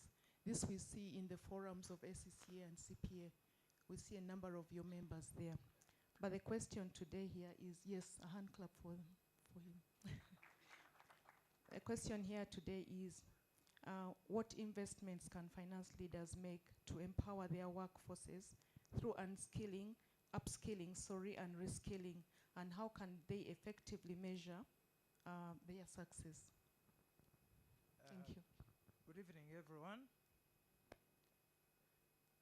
For a moment, when I thought I would find for once a very excited CFO forum. These guys don't joke, they don't laugh, they don't, but I'm extremely honored to be amongst these very distinguished people here, CFOs, financial professionals. True Minister of Finance, I think we might be actually holding the biggest number of qualified accountants, if I'm not mistaken. Under my portfolio, I manage 800 staff. And of those, I have 350 qualified accountants. So I think we are not doing so bad in that regard. But Olive, I think qualifications there. I think the perspective I want to look at is that many times we look at the sizes of these organizations, Stanbic Bank, Yes, I think Mumba has already given us the profile and his desire to stay number one. Often we look at their market capitalization, their balance sheets, and we forget to recognize that that's probably a monetary representation of the people behind these institutions. It's about their character, about their competence, and about their courage. I think they take risks. So many times, and it's kind of a dividend that they reap from investing in the people behind those buildings and behind the plans they have. So for us as Ministry of Finance, it's deliberate. It's been a deliberate journey. Since 2000, in 2000, we had only 2 qualified accountants. And that's the Accountant General then and the Auditor General. And you can imagine what can be achieved in 25 years if you're deliberate about capacity building. So I think it has also helped us in terms of transforming. We push a lot of reforms. If you follow Ministry of Finance, every year we are churning out something else. The conversation was a little different before we brought in qualified accountants. Once we brought in the qualified accountants, these courses are not just textbook things. They help us to cope easier to change. They help us to communicate better. They lift esteem of these individuals, and many of them actually get opportunities and move out, and we don't care. Many have left the organization, and our commitment, we just keep training so that if one leaves, we have another. So in terms of resilience of the institution, we think we are very solid because of the training. Thank you very much, Maniman. And yes, we need to train. Training should never stop. Now, I'd like to touch a little bit on sustainability. As we know, governance is a backbone to sustainable leadership. And of course, we know that CFOs are not only financial stewards, but also ethical leaders. Mr. Patel, Narev, governance is critical for building and preserving a positive legacy. Integrity and ethical behavior are essential traits for leaders in any industry. But in the era marked by agility and advanced technology, can you please tell us how a CFO effectively can navigate this responsibility and also foster a culture of ethical business practices? Thank you very much, Olive. Thank you, ACCA and Deloitte for organizing this wonderful event. As far as sustainability is concerned and the ethical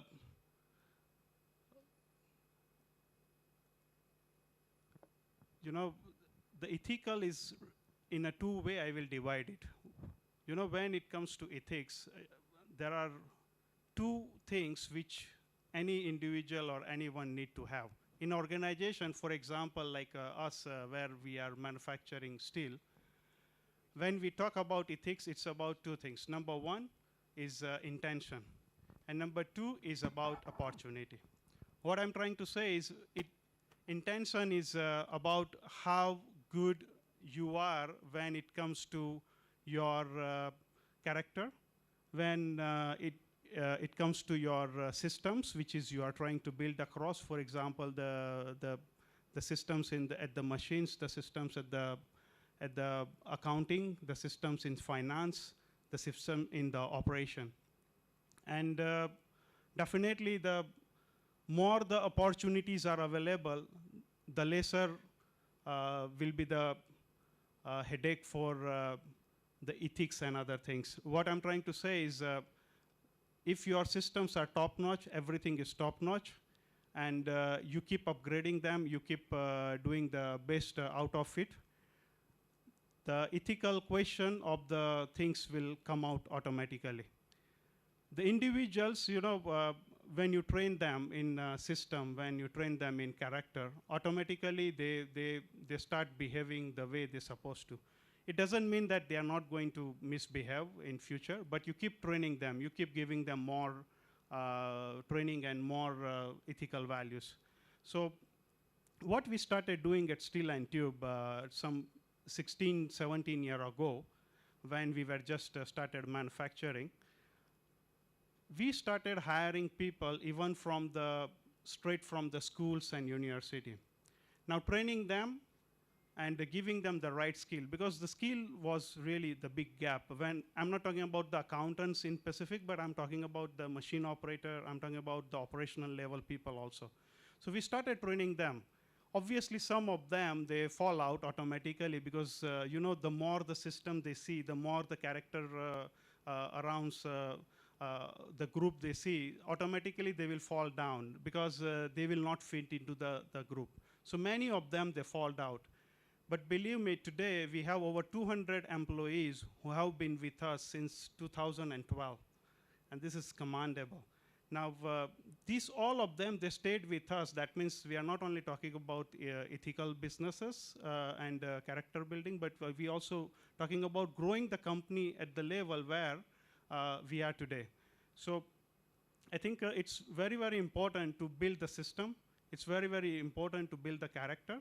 And definitely that comes out very well when it comes to the opportunity. Now, opportunity means wherever you see the opportunity. For example, you see the opportunity in building the AI and how you can reduce the fraud and using the AI. Let's say fraud detection using AI. Second one, let's say having sensors on the machine so that the machines can automatically shut it down, having any gap, for example. You may have CCTV cameras where automatically it detects that some of the employees are not putting up, let's say, PPEs, or they are not following some of the you know, the rules and regulation which has been given. So this is how we have cultivated internally. Accountants are, you know, easy to be trained, I would say, when it comes to qualified accountants. But I will go a little bit on the lower side. You know, in 2010, it was very difficult to get qualified accountants in Uganda. Obviously, our fellow bankers and the service sector insurance company, they used to take all of them, and their budget was really, really high. We couldn't compete with them. So what we started doing again is we started training them in most of them, and we encouraged them to go for CPA and ACCA. 3 of them, they qualified CPA.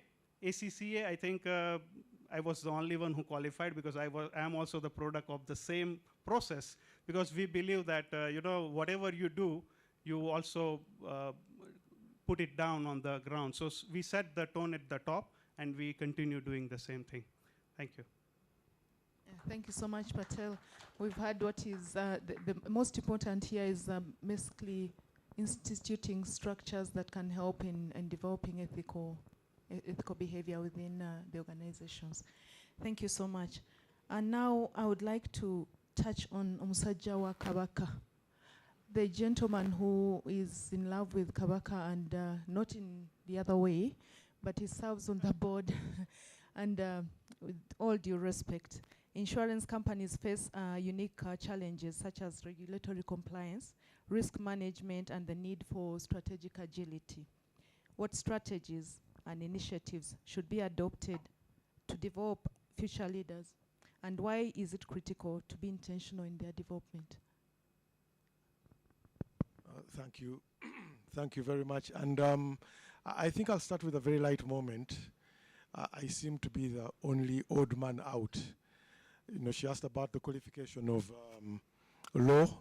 I chose a decent profession to pursue, and also chose a more decent career in insurance. But please don't tell my lawyer friends. Getting to the question, and I want to put it in context in seeing how a CFO then develops into a leader. And I mean, we already have 2 case studies in the room. I mean, between Mumba and Katie, the 2 case studies, we already know what it is about. You've already earned the respect as people who look after the numbers. And I know anybody who looks after numbers does earn a lot of respect. And on the other hand, you've also looked at the business operations, from a finance and cost, perspective, whereby you get to know everything that we do. So ideally, you already have a hands-on onto the business. So when we talk about succession planning, it is just obvious that the elevation of growing talent and leadership, you don't look any further than a CFO. He will be your de facto number 2, ideally. So now, what then begs the question is to make it commercial for you, because now the business is about, money, making money. It's not about counting the pennies and keeping them in the bank and looking after it, but also making it. It is very important. So the cardinal request from the board or shareholder is to grow the business. So as a CFO, we will always thank you for looking after and taking ownership of the profit and loss, and also looking after the balance sheet, but it doesn't stop there. Look beyond that and now look at the business trends. Look at the stakeholder management. When we're looking at stakeholder management, and like you said, on the regulatory side, thank you for keeping us in check and making sure we're solvent, we have the right capital numbers to look after our risks. And our license is renewed because we've earned the brownie points from the regulator because of you. But it just goes beyond that. Look at the external stakeholder now, which is the business. So when you see the business, use your ingenuity as a CFO, the trends. If you're looking at the business from that perspective, it helps. And I challenge my team, and when we're having a management meeting, I literally let the CFO lead, because he's going to interpret the numbers for us. We'll never know how we are on track with what we're supposed to do. So the CFO will then literally take leadership of the management meeting to give us, an up-to-date of where we are and what we're trying to do. So it already gives you a knack as a CFO that you are, in terms of leadership and growing leadership. And I think the test for that, aside what your ordinary work would be, is I would challenge you and throw you into the deep end with a Gen Z and see how you swim back. If you swim back with a pool full of Gen Zs, then you've passed the test of being a good leader. And those are some of the soft skills that we're looking at. And also things like business development.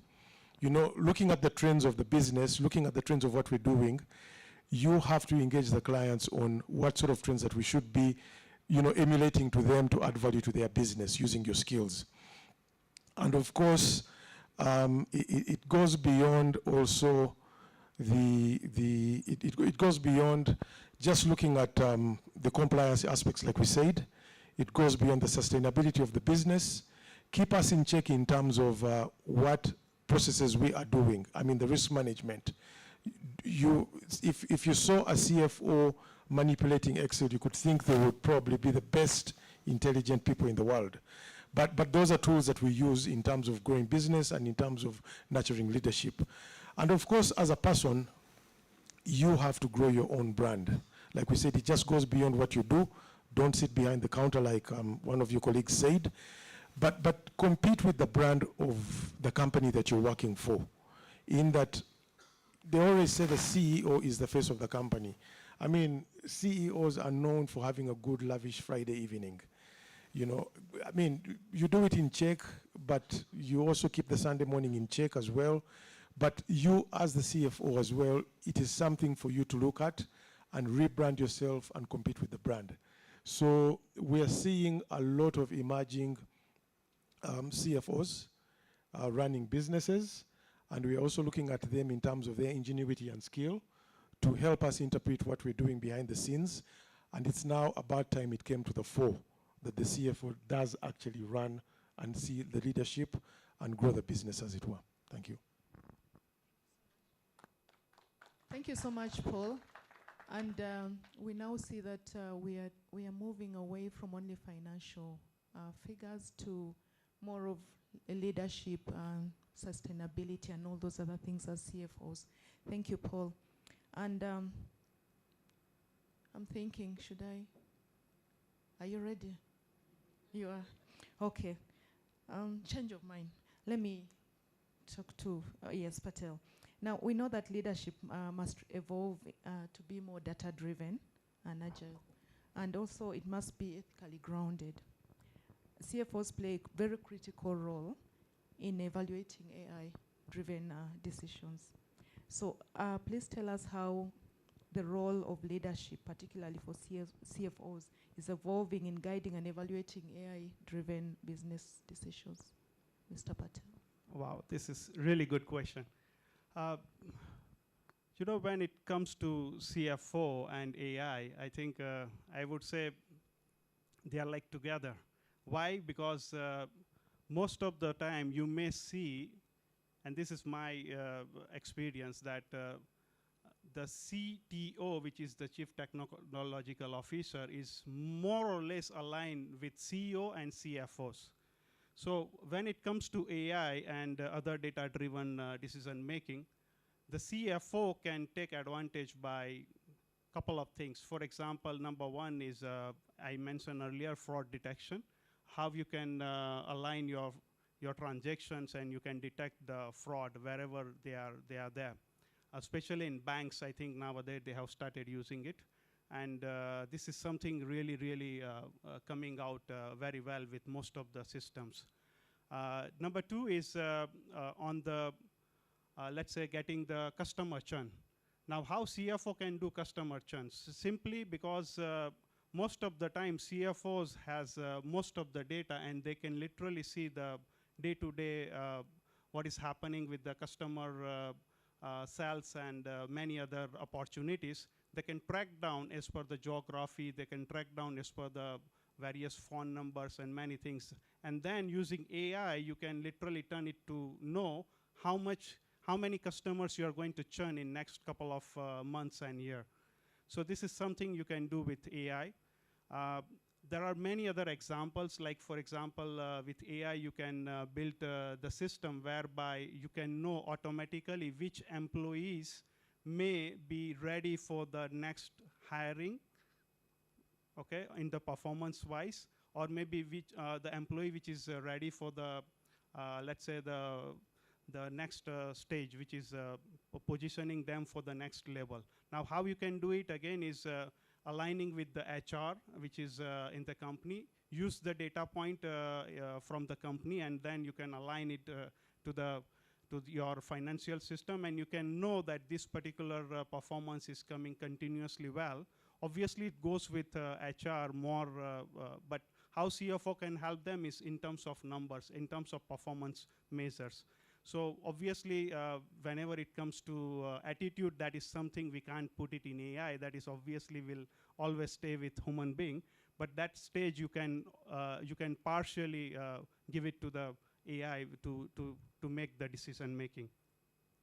Again, where else you can use the AI is in financing. For example, nowadays most of the softwares are they are enabled with the AIs, particularly in manufacturing, banking, and other industries.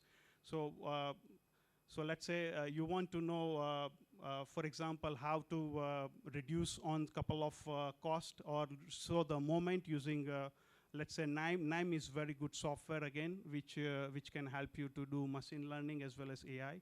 There is other platforms which are available. I will not go into expensive platforms which are there, because obviously they are very, very expensive, and sometimes it is difficult to use in this part of the world because of the budget constraint and other. But let me give you a very good example, what happened with Harley Davidson.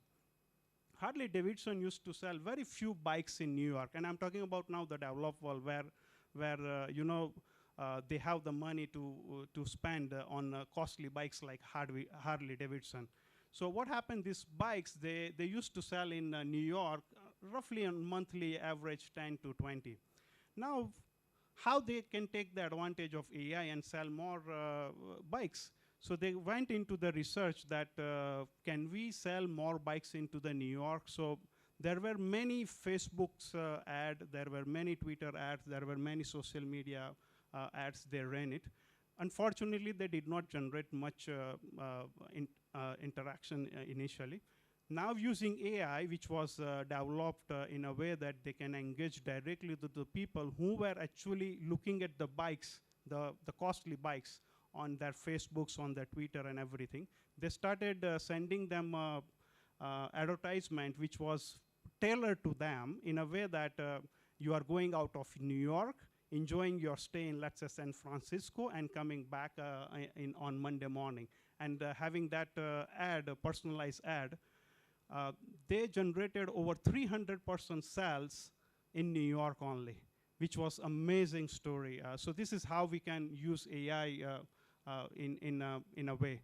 CFOs, definitely they can come out with these ideas, align with CEOs and CTOs, and they can work together in this. Because end of the day, these numbers will go together with your advertisement or whatever budget you are running together with.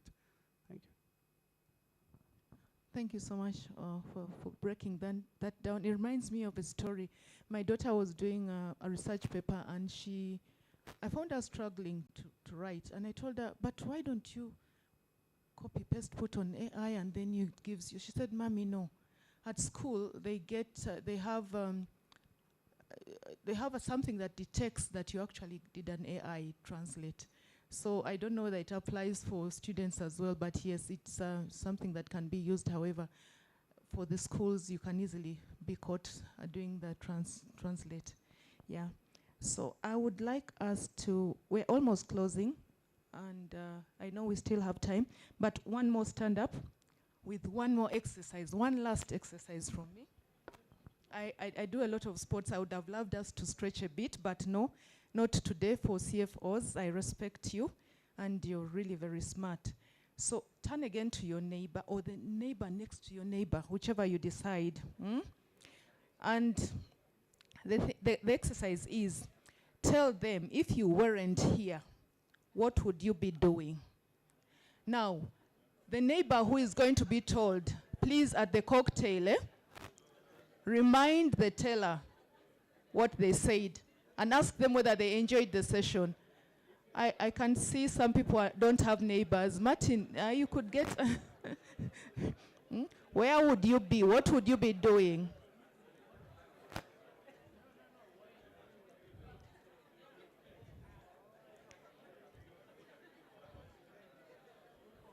Okay.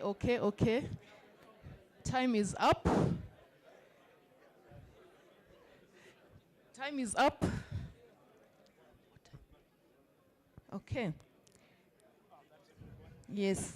So we have 2 exercises to do during the cocktail, and we'll need the answers, okay? The neighbor of the neighbor, okay? So, Money Man, your time is up. How can success be defined beyond traditional financial metrics to reflect a broader organizational impact and value, according to you? Success. I think the perspectives are the same in terms of private sector, public sector. Public sector, while Mumba said that for him, his preoccupation is to create value for his stakeholders, for his people, and in my perspective, it's creating actually value for you. Service delivery, efficiency. So, public sector is a bit maybe unique, very complex. We don't compete for customers like you.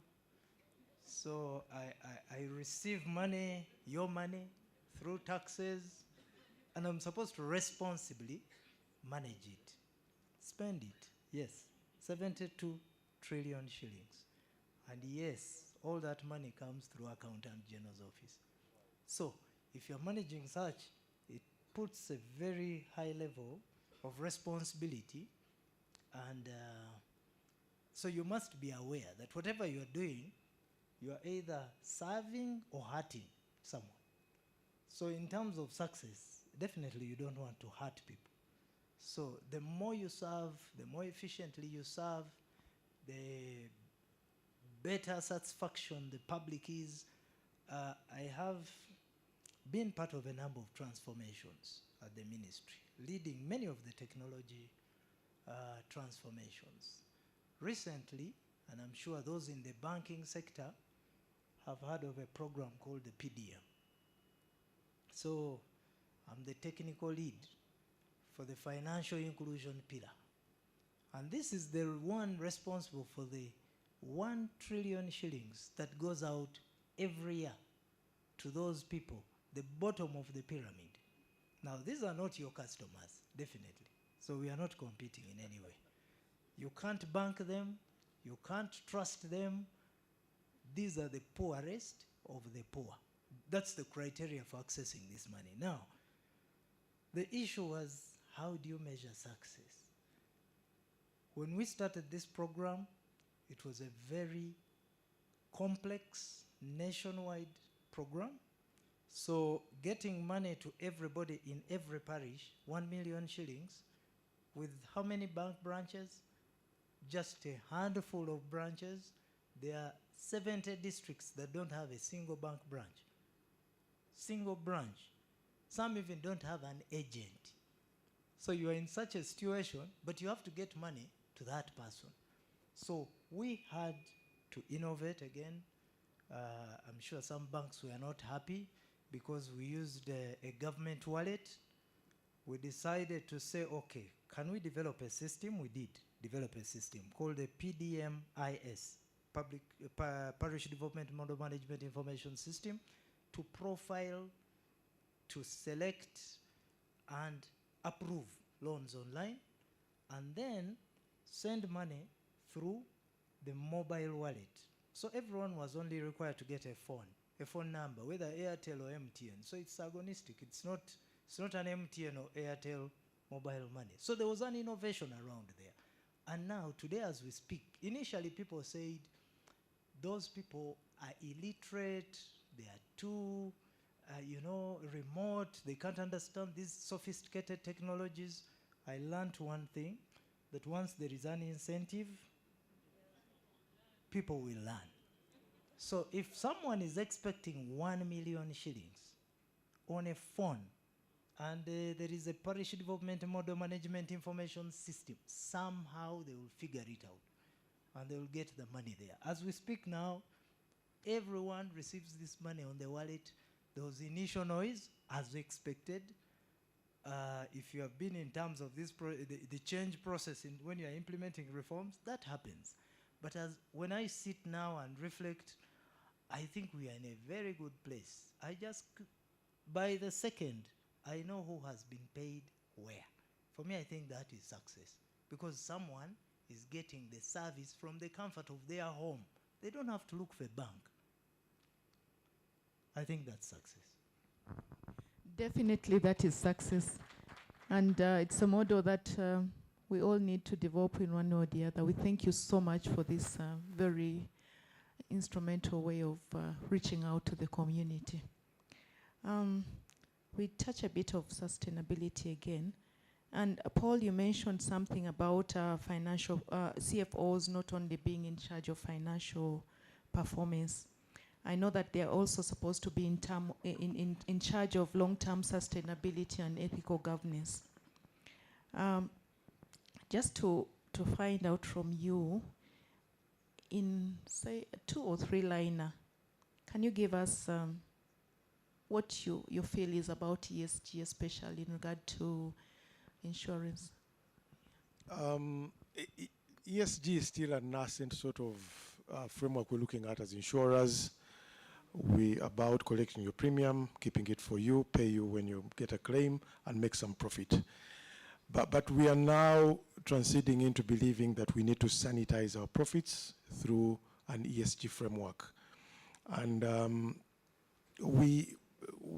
ours is risk-based, and we are getting to a point whereby if we get a client that is compliant, a client that is green, a client who has a very low loss ratio in terms of, let's say, motor accident, because that's the forte of our business. You are sustaining lives, you're sustaining a business, so chances are you will get a rate reduction. So that is one way of us looking at it now. I'll give a case in point in one of our clients. I'm sure I'm making a right record for them, which is Hima Cement. They have hired ladies as truck drivers, and we've noticed a dip in accidents. So that already gives him a cement brownie points in terms of their rate reduction or insurance, which is one good thing. And as insurers, we're also looking to, since we've now transited to a risk-based supervision, we might not have that regimental sort of rating for electronic cars because they don't emit. So we're also looking to that and being responsible businessmen to give back and then have a lower rate for electronic cars. So in a nutshell, we are developing the regulations around it because we know external auditors, you are compelling us to report on it. So we are also developing regulation around it to make our opening and exit meetings of audit easy so that we know what to report about. Thank you. Thank you so much, Paul. Unfortunately, for the oil and gas, it's something that we must really, ESG is something that we must really embrace. We don't even have a leeway towards it, and it's one thing that we do happily. Yeah, because we want everything safe, the environment and all of us safe. But to you, Paul, again, in a multi-dimensional financial position, you spoke about risk management. We want to find out how leaders can foster a resilience, a risk awareness, aware culture that endures over time. Maybe you can give us a brief. Again, we are risk managers. I mean, I'll lend credence to my profession as an insurer. We are risk managers. We have to look at it critically because it is the forte that keeps and sustains a business. And technology has evolved. Technology is amidst us. Artificial intelligence, risk management framework policies, tools, all that we have to use to make sure that we manage risk to the greatest extent possible. I always, and I think this is what I need to lend credence to, every 3 months, parents are paying school fees. And you will not believe it, the highest risk is fraudulent claims for insurers. So we need to turn on our game in terms of risk management and have the right tools to control that. So we're looking at it basically, and as risk managers, those are some of the things that we're doing. Thank you. Thank you so much. We all know that the CFO Awards aim to highlight finance professionals who are making significant contributions within their organizations, and that's why we are here today. But in the era marked by diverse generations, evolving talent dynamics and rapid technological change, Patel, would like you to share with us how finance leaders can make a lasting impact on their teams and the organization as a whole. Thank you. Hello. So finance leader, when it comes to have an impact on the teams and other, there is one thing they need to set the tone at the top, which is we are here for the growth, and growth. I believe that any person in organization is nothing but a salesperson. Because end of the day, whatever comes as a sales is going to be in top line as well as bottom line. So all people in the organization are nothing but sales people. Now, how you can do a lasting impression? Definitely, you need to make sure that all your team are having that vision that where you are going to. So give them a dream. After 10 years, you will be here. And make sure that you achieve that dream. Otherwise, you see what will happen that you train them, you give them all the necessary resources, and then the next moment it may happen that they may choose to go to somewhere else because your leaders are not fitting into the role maybe which you are setting a dream for. So what I'm trying to say here is that there might be a people who may not be in the group which are really setting the as per the environment. So you need to put the right team, look for the right team. I give here the example of football theory. What does that mean is in football we have 11 players, and we know that those 11 players are the key who is going to achieve the goals or whatever the winning strategy. Now you may have other maybe 8 to 10 people who are waiting in the going for the maybe under training or maybe waiting for that chance. In organization, we need to do the more or less same thing. What we do at Steel and Tube is we make sure that we have our team which is ready for making the goal or whatever it is, the next challenge is ready. The rest of the team, maybe probably 2 or 3 people, or they are always under the training. For example, they may be getting training under the accounting, or maybe they are maybe training under the statutory related things, or maybe they might be just going for the cross-functional team. So you give them a dream, make sure they achieve it, and then I think you will get what you need as far as the lasting impression is concerned. Now, last thing I would put it here is, putting up the lasting impression is sometimes really, really difficult, especially in an era of social media. What you need to do is making sure that you are able to talk to them in their own languages when it comes to Gen Z or Gen Alpha, or even maybe the people at your same age. Because you have a different people in the team. Maybe someone is 20-year-old, some other guys are probably 35, and other is maybe at 40, 45, or maybe more than 60-year-old, around that. And then if you are not speaking the same language, then it will be a disaster for setting that dream. So set the dream, set the tone from the top, and then I think you achieve it. I think you will have the lasting impression.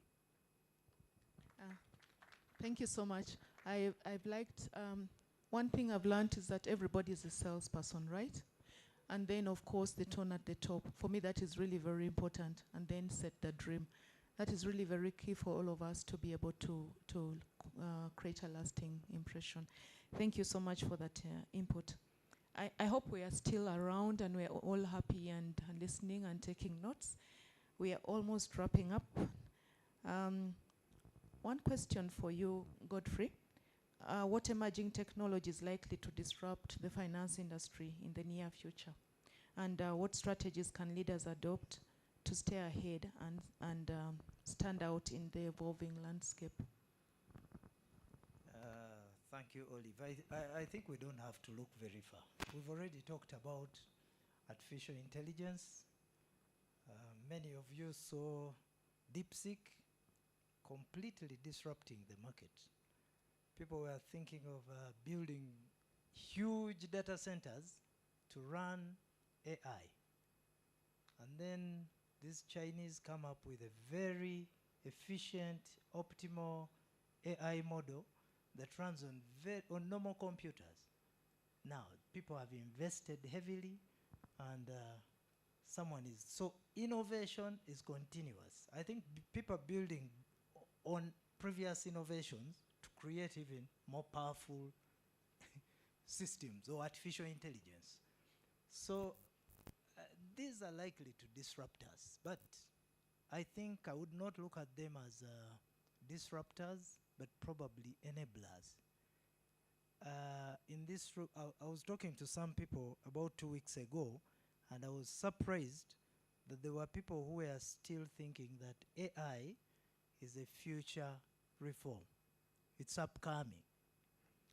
I had to enlighten them, but I also thought that it was now common knowledge. It's not.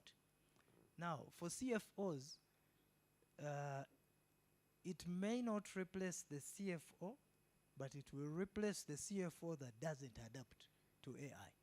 So the one who adapts to AI will replace the one who doesn't. I think we don't have to look at these as disruptors. If I look at my institution, we on a good day, we run between 50,000 and 100,000 transactions. Now, if it's in value, it's about 150 to 300 billion. Now, that's what you process on a daily. So, no matter how much human eyes are keen, you cannot look out for errors, for non-compliance. You somehow have to rely on systems We had systems of our time. Every 5 years, we almost go through a revamp to upgrade our systems so that we cope. Cyber security. I'm sure you heard what happened to our place recently. Yes, no matter how hardened you are, I'm told there is a known secret that these things happen in banks every day, but no one talks. And the luck investigates. There's no public interest. It just hits your balance sheet and your performance, and you just keep quiet and manage your risk and restore customer confidence. In the public, it's not that way. They have to dig up everything and come up. So AI, I think in terms of screening transactions, in terms of making us look smarter as CFOs, because I think part of our work is to manage myriads of information, and then we operate in a very complex environment, very uncertain environment, like Mumba said, but there are also many opportunities. So if you're in the private sector, the issue is running through all this information and preparing compelling insights for, say, management to trust you. CFOs should not be the loudest, but I think they should be the most trusted people in the boardroom. And without AI, I think in the next 5 years, you may not be trusted by the CEO. Hand clap for that, please. Thank you very much, Godfrey. We just know that we have to adopt to this AI as soon as possible and stop hiding our heads in the sand to think that it's still far. So as we wind up, I would like to ask Musajja wa Kabaka, what legacy do you hope to leave within your organization as and across the insurance industry beyond immediate results? Thank you, and Mumba put it squarely very well. It's simply humility. I'm fortunate to be part of the mentorship program for the industry as a mentor, and the few sessions I've had with my colleagues, they left very disappointed that I was so ordinary. And I felt elated that they thought I was one of those flamboyant, flashy CEOs, hardly spoken to, but they left with that mark that I was so ordinary. And for me, that spoke volumes about me.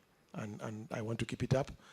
I've not let it get to my head, and I don't, it's a little too late for it to get to my head. So that's about it. Thank you. Thank you very much. Yes, indeed, humility, humility, humility. I pray about it every day. It's one thing that will take us places, humility, yeah. So, and then Patel, what legacy are you shaping through your mentorship and emerging leaders? I think Mumba and Paul has done a great job on humility, which I will not answer. Building a capacity within individual. You know, people are like, I call them, they are superhumans. The only problem is they don't know. It's you who has to tell them that you are unable to do this and this and this. And believe me, they will perform. Obviously, you need to trust them and make sure that whomsoever you trust them and you give that confidence and training, they will perform to the best. So my I think right now what I'm trying to do is making sure that each and every individual I meet, I find out, especially in the organization, I find out what are their abilities and what their capacity is, and I take them to the next level. That's really good. I'm smiling because unfortunately Ala is not around, Ala Michelle, but we go through this every day with him. He empowers you, he gives you all the ability to make your decisions, he trusts your decisions, and for me, I think that is the best thing that you can ever do for your employers. I mean your employees. Thank you very much. Thank you for that. And then, Godfrey, what has been the most significant and fulfilling moment of your career? In a few words. Thank you.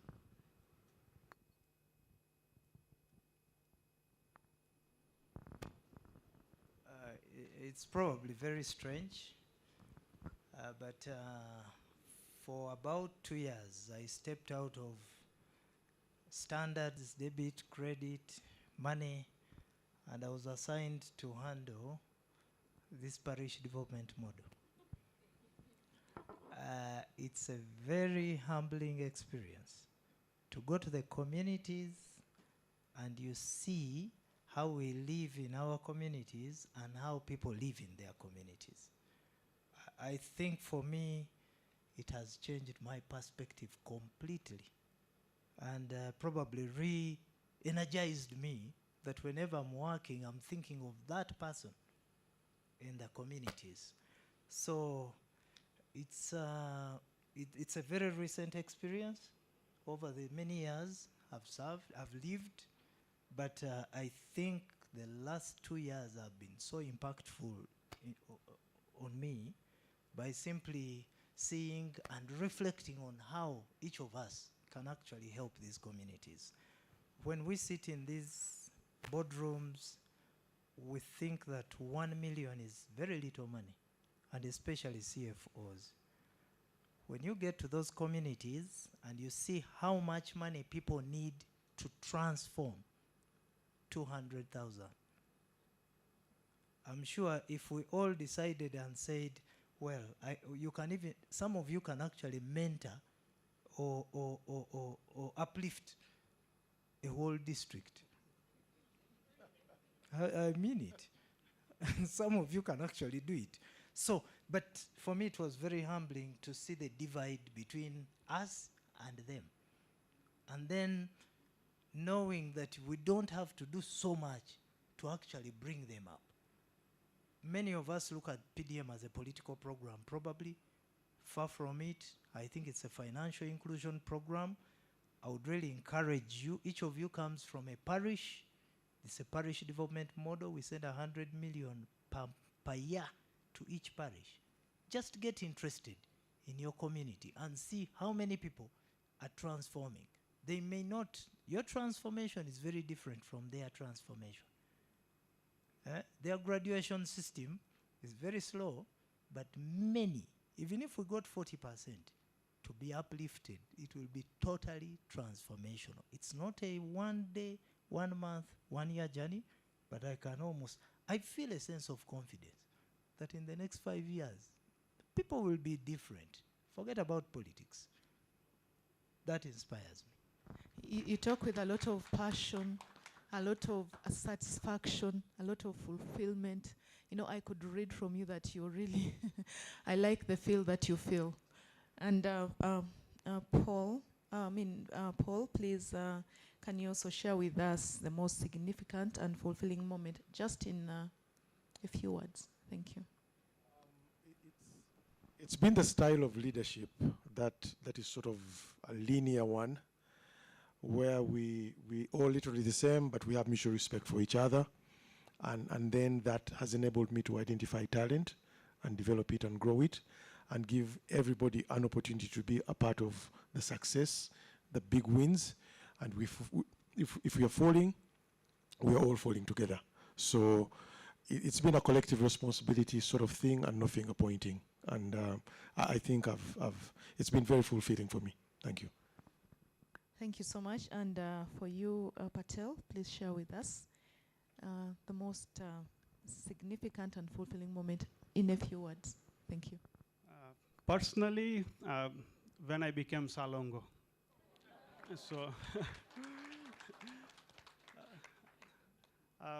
and when it comes to career or when it comes to life, which is beyond family, there were 88 graduates which were trained, which were, with the help of our union and government skilling program, we made them graduated. And in graduation, that graduation ceremony, we invited their parents and everyone. And these were the guys who were having a P3, P4 qualification. And when on a graduation ceremony, they were so happy. That face I never forget, and that is so fulfilling. Thank you. It's very satisfying to hear all these stories. And Salongo, you're supposed to have come here on a kanzo. I hope that in the package we have something like a kanzo and a white cow for you. So finally, I want each of you to share with the audience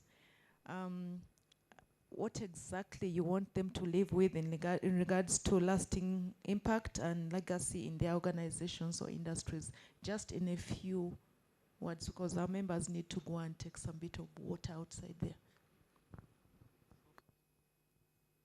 Go first now, you're respected. Thank you. As I said earlier, every human is a superhuman. You need to just identify their key skill, what they are capable of. And I think once you do that, whether it is an accountant, finance, whether he is a sweeper or whatever it is, just find his key, what he's passionate for. Sometimes they don't know. Believe me, I didn't know what I'm capable of until my mentor challenged me that can you do this? And I actually was able to do it and was so better at it that I couldn't believe myself. So most of the people are superhumans. The only thing is you need to identify them. And I believe all CFOs have capacity, their eye, to identify that. Since they are very good in commercial, since they are very good in number crunching, and they know who is speaking truth and who is speaking not otherwise. Thank you. Sorry, allow me, you just remind me of a situation where Hassan Kakoza, Hassan, we had a change, system change, and they needed a change management leader. And Hassan walked to me with the JD, and he said, you have been nominated to be the change management leader. I told him I have not done change management. So what am I supposed to do? He said, I don't know. I went to, and for me, I'm very grateful because I then sat and said, okay, they believe that I can do it. I'm a superwoman. I will do it. And indeed, we succeeded, right? Yes. Yes. So, yes, everybody is a superwoman, a superman, and you just need to believe in yourself, and also your bosses need to believe in you. Over to you, Godfrey. Yeah, I think without repeating, I think Kate mentioned something similar with what I think. I think it's so fulfilling to see people you mentor go up. It's always, so every day, I think I purpose to make sure that there is 1, 2, 3 people who come up, whether in terms of communication, whether in terms of the way they do their work, whether in terms of their behavior. So I think the issue of mentorship, to try and say, I've had also people who compete with their subordinates, and I wonder why. Because you're already there. You know, so what are you competing about? The issue, I think it's more fulfilling to know not you to rise, but how many people do you also raise? Yes.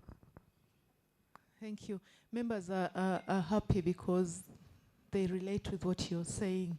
So that's why you hear the laughters around. Thank you very much. And to you, yes, Paul. Thank you. Difficult to speak last, but there's no assignment that is huge. It's just in the mindset. And once you fix your mindset, you break the code of being timid, I think you're destined to win. And we're all winners. Thank you. Thank you very much, and I hope we're happy. For me, I'm not a presenter, but one time my boss from Ernst & Young, Mr. Muhaise, told me that everyone can do anything if given the right environment and the right support.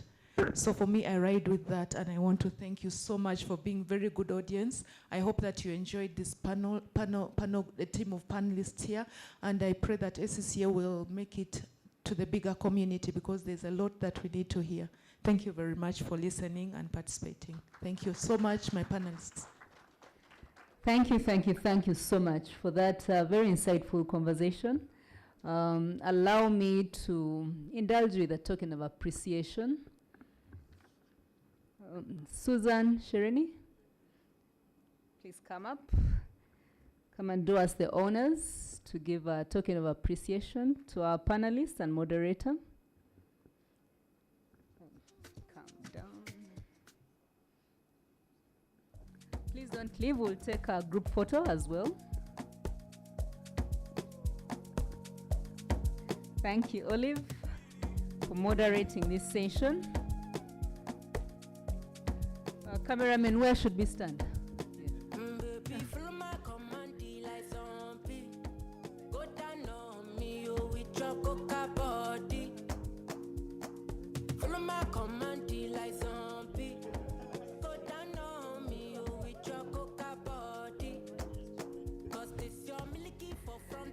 Thank you, Paul. Mr. Patel, thank you for sharing those very good insights.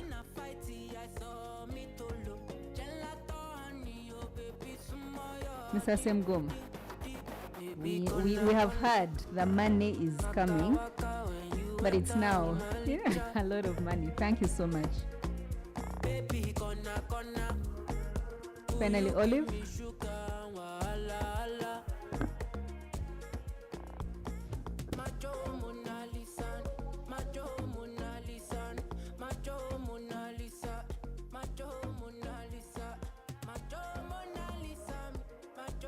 Thank you. Oh, yay. To me.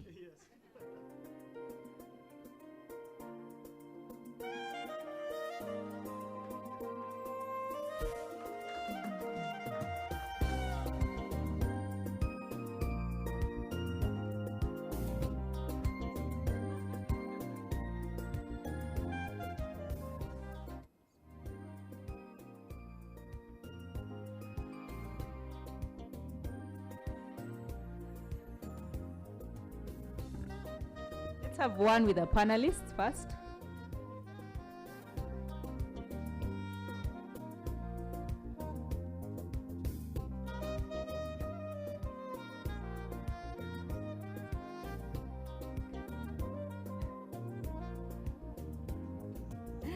Gen Z.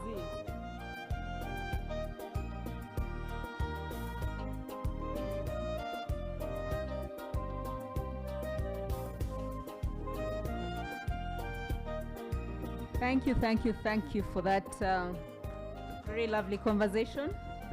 And just to recap, from the conversation that we've been hearing, we had a lot of AI, yeah?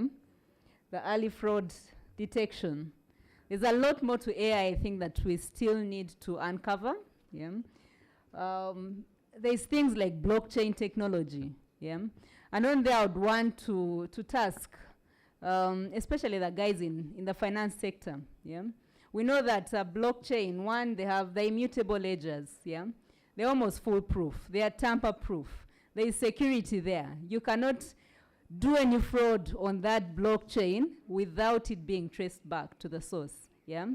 If your land titles are in blockchain, it's hard for you to detect fraud there, yeah? My next comment is, or thought process, just to push it, yeah? While we still look for collateral, using land as a core asset, why don't we have digital assets as collateral? Yeah? Because they are more foolproof. They are more risk-free. If you're saying you want to reduce your risk, there's technology that has come, yeah, to challenge us. So next time somebody is asking for collateral, ask them how many Bitcoins they have. Yeah? By show of hands, who has bought Bitcoins?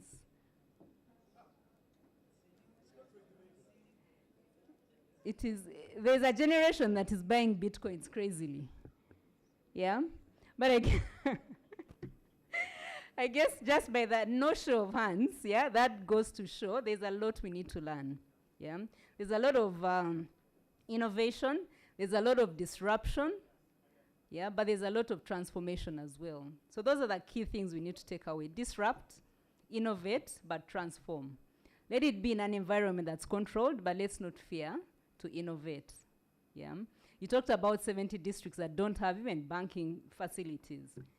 As you're talking about banking, people are talking about OneCoin. They're talking about Bitcoin. people are talking about AI. Yeah, there's gene editing now. So there's a lot of things that have come up to disrupt the status quo, and we need to embrace it. Yeah. All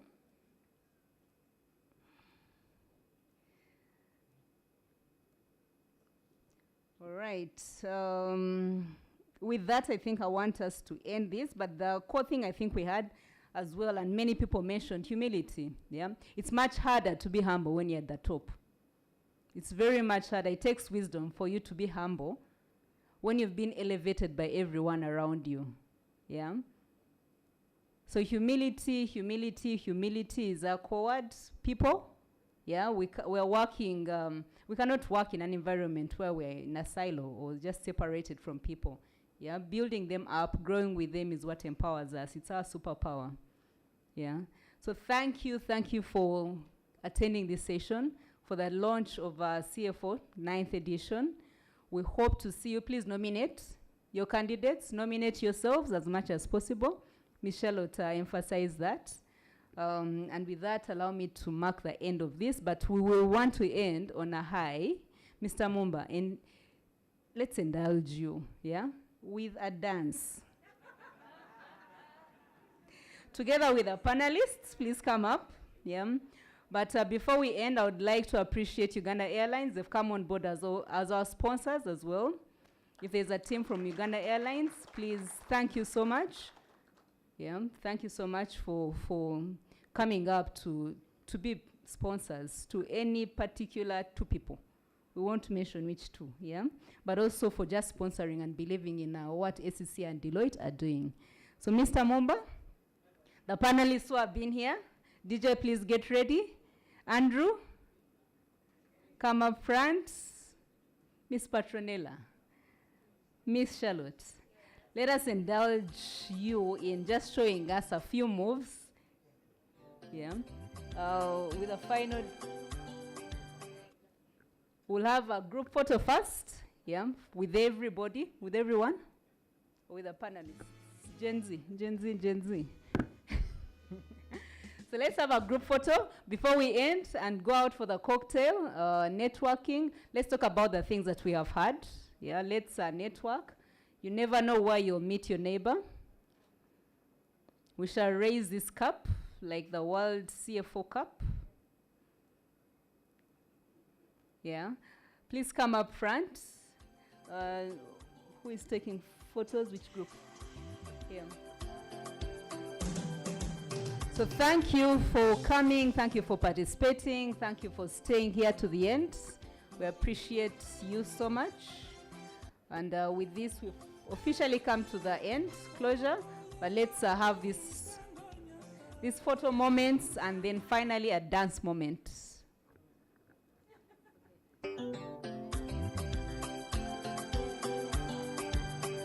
Hello, everyone. Hello. We said we are ending on a high. I'd like to request everyone to stand up. Please stand up. No, for those who are not here, we had done this before, so this is like a walkover for you. For those that have just come in, please follow what we are doing. DJ, if you can give us at least one hit that will put us in a good mood, because this is the money shot. Okay, so please feel free, put up your hands, smile, clap. Let's make it, hey DJ, no DJ. DJ Alimba. Please. Smile. Feel in a vibe. And you said I'm the Gen Z today, so really.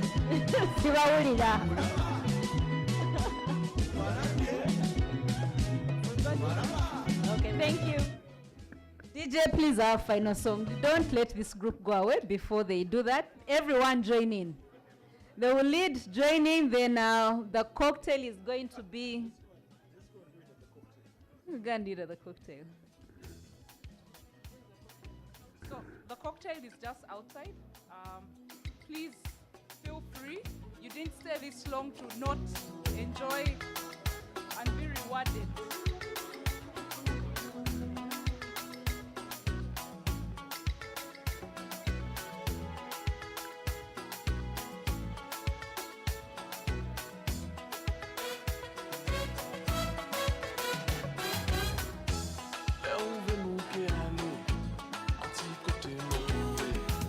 Anti-côté qui cachait